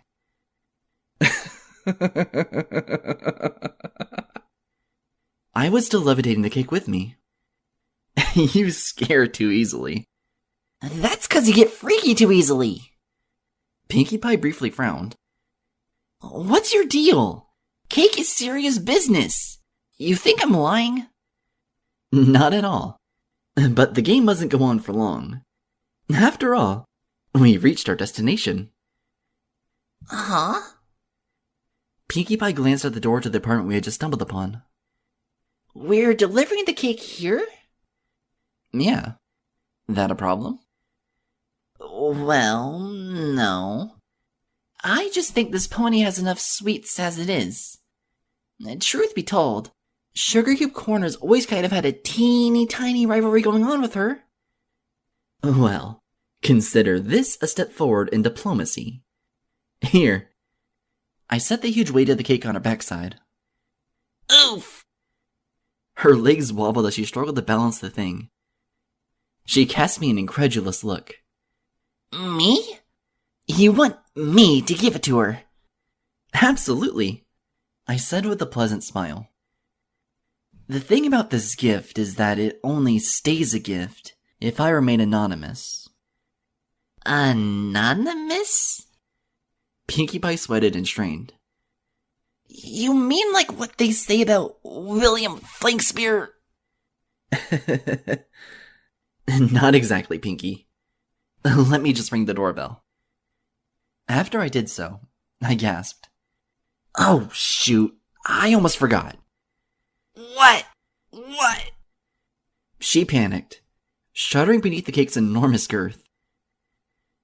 I pulled a tiny velvet bag out from my hoodie's pouch and hung it by a golden string to the edge of the cake pan. That makes it all complete. I knew there had to be a cherry on top.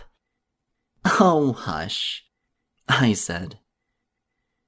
There was a shadow at the door, and I gasped. Oh, here she comes. Try to look happy and cute. Hey, those... I can do. Indubitably. I darted off to hide behind a thick row of bushes. I gazed through the afternoon sunlight, watching as the door opened up, and a cream-colored earth pony marched out. Pinkie Pie? Oh, hi there, Bon. Pinkie wheezed. I'd sing a happy surprise afternoon fun cake song, but Well... Oh, you poor thing! Bonbon leaned over and used her shoulder to bear part of the weight. Here, let's put that down so you can speak. Inside? Huh? Inside your apartment? You mean this enormous thing is for me? Bonbon giggled confusedly. Why, I'll have to put it on the far side of the house to keep from melting on account of my ovens. Don't think me. I'm not the pony of the hour. Oh? Then who's responsible for this treat? Pinky helped place the cake down inside the atrium of her house. Woo. Anonymous. Bonbon raised an eyebrow. Anonymous? Yeah. Creepy, huh? Sounds like a bunch of lurkers to me. Did this anonymous pony give a reason for why I'm bestowed with such a baked delight? I don't know. But he or she did leave a pouch. A pouch? Bonbon turned and glanced down at the pan of the dessert item. Oh my. Isn't this interesting? Is that a bag you recognize? I should say so. It's Stalingrad tradition. Most ponies where I hail from give each other gifts in little velvet pouches like this. Wow, Bonbon. I had no idea you're from Stalingrad. Well, I would think as much. She murmured as she lifted the tiny velvet purse in her hooves and pulled loose the gold string. It's not something I tell many ponies. As a matter of fact, it's taken several years for me to adopt a new accent since moving to Ponyville. Her voice trailed off as a breath left her. Pinkie Pie squinted. I don't get it. Is something wrong? No, hardly. These... She covered her mouth with a hoof, then reached into the bag to grasp a cluster of shiny, glittering spheres. These are street marbles. Every filly where I was foaled played with these at a young age. They're fashioned out of the same rock that forms the walls of our city. And... Her nostrils flared and a squeaking cry left her throat. Dear Celestia! It even smells like it. Like what? Bonbon's face tightened into a bittersweet sob.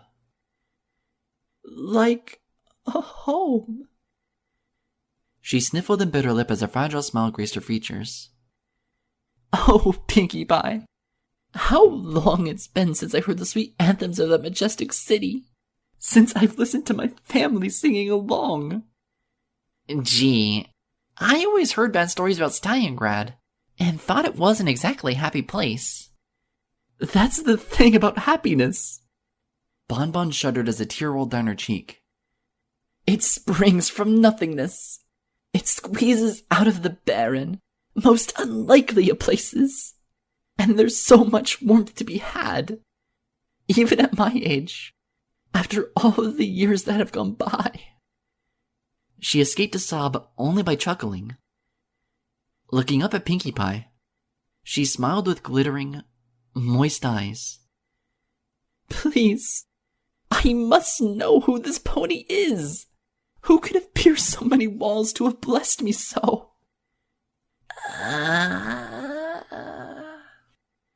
Pinkie Pie scorned where she stood. I wish I could, but... No, it's okay. Bonbon choked and smiled once more. I understand. And it is a sweet gift. Such a sweet gift. It's like they knew.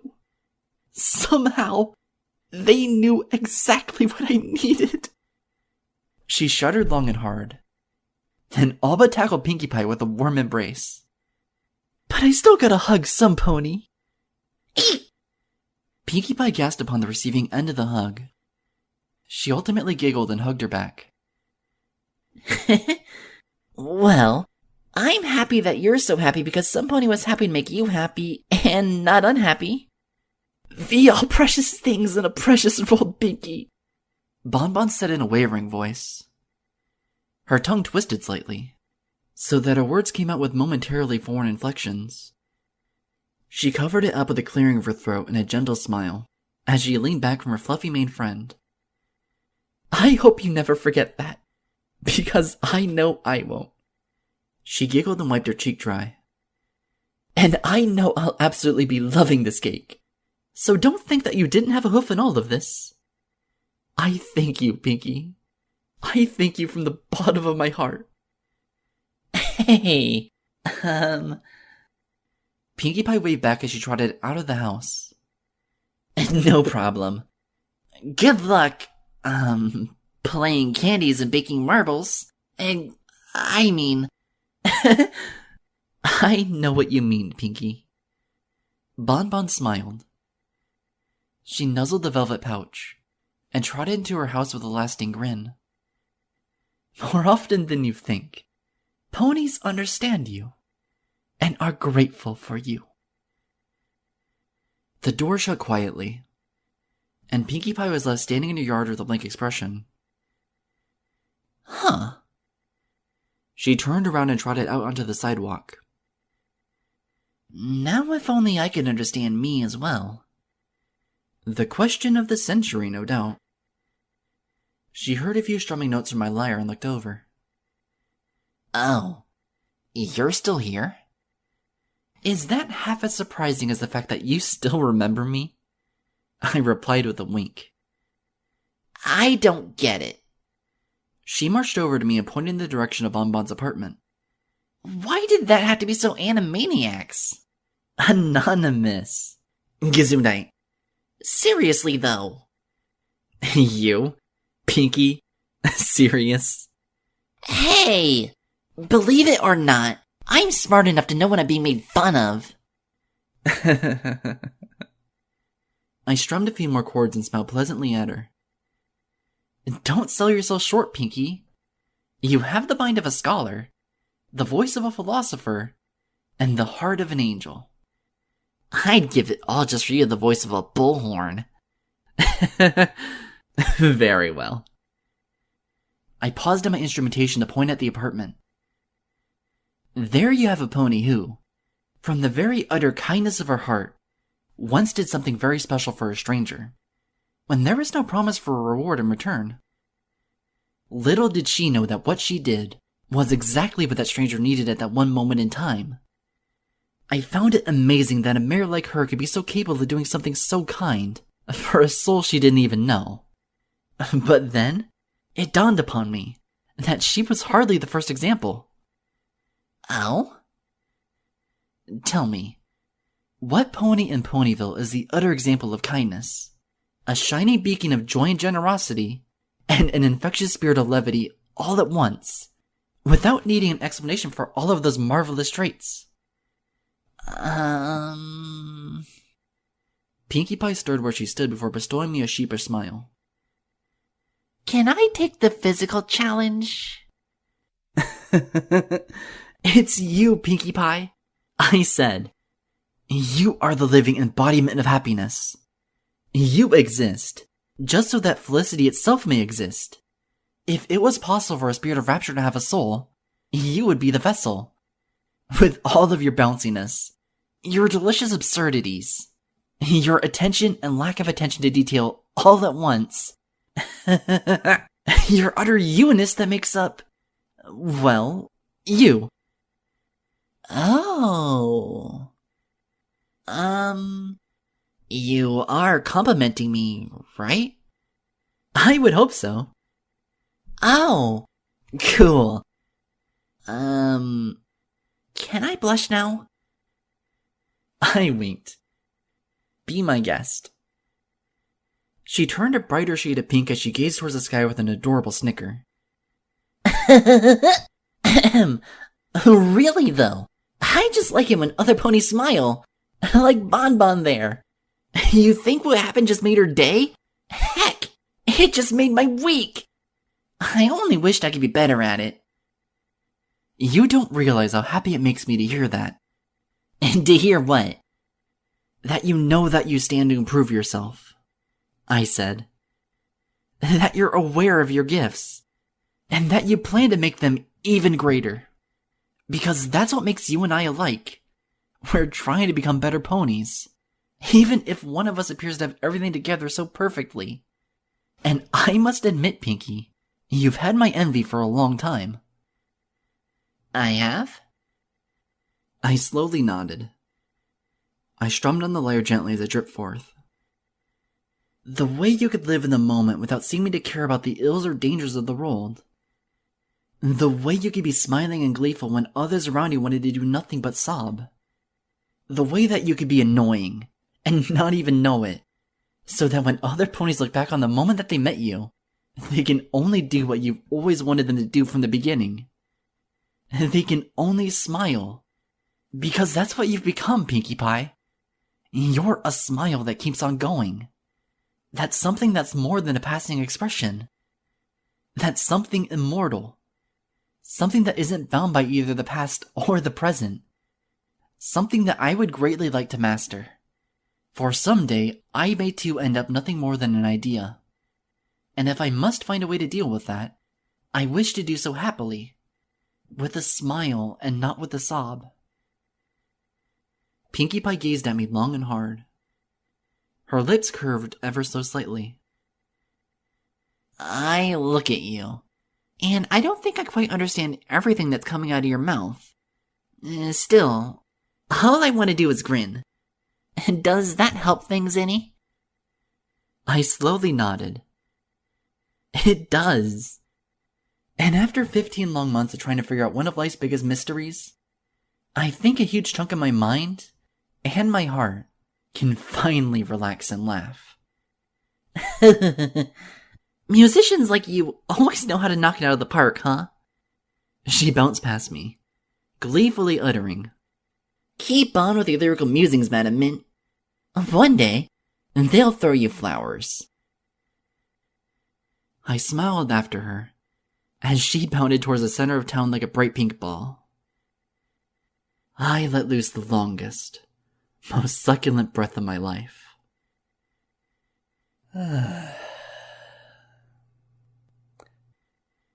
I don't get it.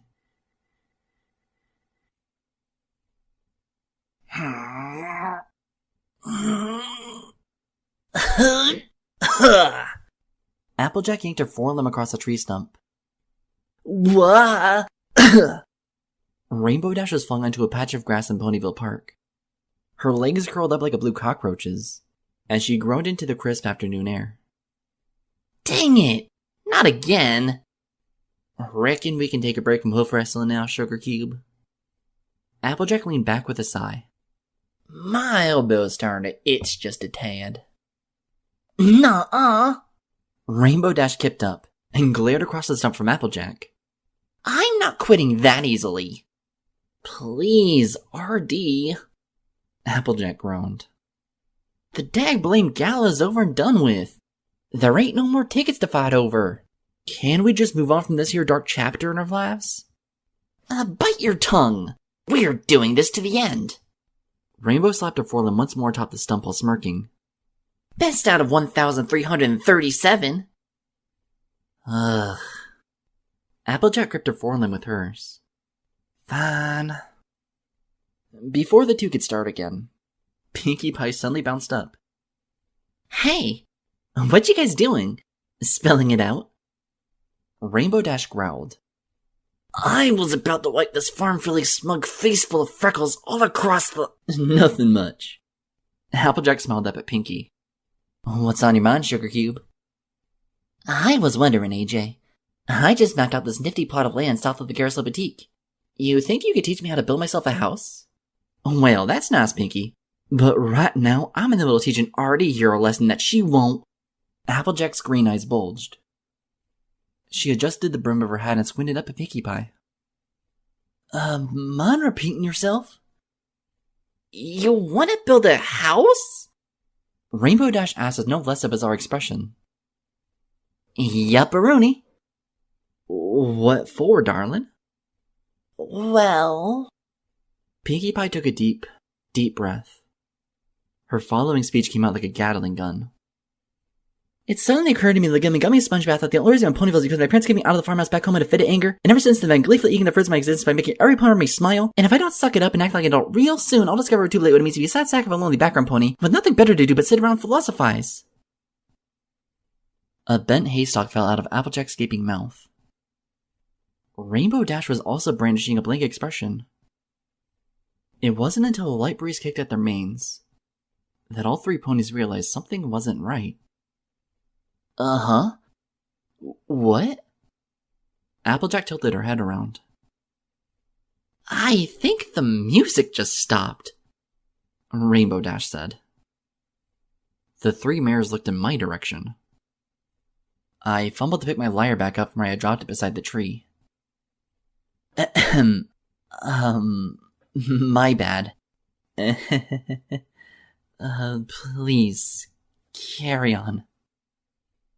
I resumed my role as a random minstrel, filling the air once again with gentle strings. Applejack shrugged, her hoof still entangled with Rainbow Dash's. Well, She smiled nervously up at Pinkie Pie. I reckon that's a mighty big step you're taking there, Pinkie. I can't pretend to judge you on the decision-making, but I'd be more than happy to assist you in building a log cabin. Assuming that's what you really want. Actually, what I really want is some pistachios mixed with blueberry, Pinkie Pie said, gazing off towards the sunrise as she licked her lips. After a pause, she blinked and cleared her throat. And a log cabin. That too. I think it's about time I lived on my own. Well, shucks. When did you want to start planning? Anytime you're willing to lend a hoof, AJ. Fine by me. Just 1 second. Applejack's face tensed as she slapped her hoof across the tree stump. Wah! Rainbow Dash was flung once more into the grass. Now I'm ready. Applejack stood up with a grunt. Yeah! Time to fetch us some cutting tools. Okie dokie Loki. Pinkie Pie gladly led the way with a girlish bounce, while the smiling Applejack trotted along. Hey! No fair! Rainbow Dash grunted and scampered after them. You're not getting away that easy, AJ. Best out of 1,339. Oh, why don't you just stuff it? Stuff you! We're ending this once and for all. I gazed after them, playing a few prolonged notes on my lyre. My eyes fell on Pinkie Pie's bouncing form, and I shook my head in amusement. So typical. She's atypical. I took a deep breath. Placing down my lyre, I reached into my saddlebag and produced an ancient brown tome. I squirmed comfortably against the tree trunk as I opened the book, its magical glowing letters shining bright and blue in the delicious shade.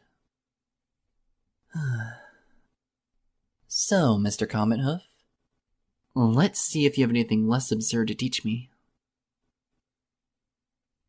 Come to think of it, pistachios and blueberries would be nice right about now. Allergies be damned.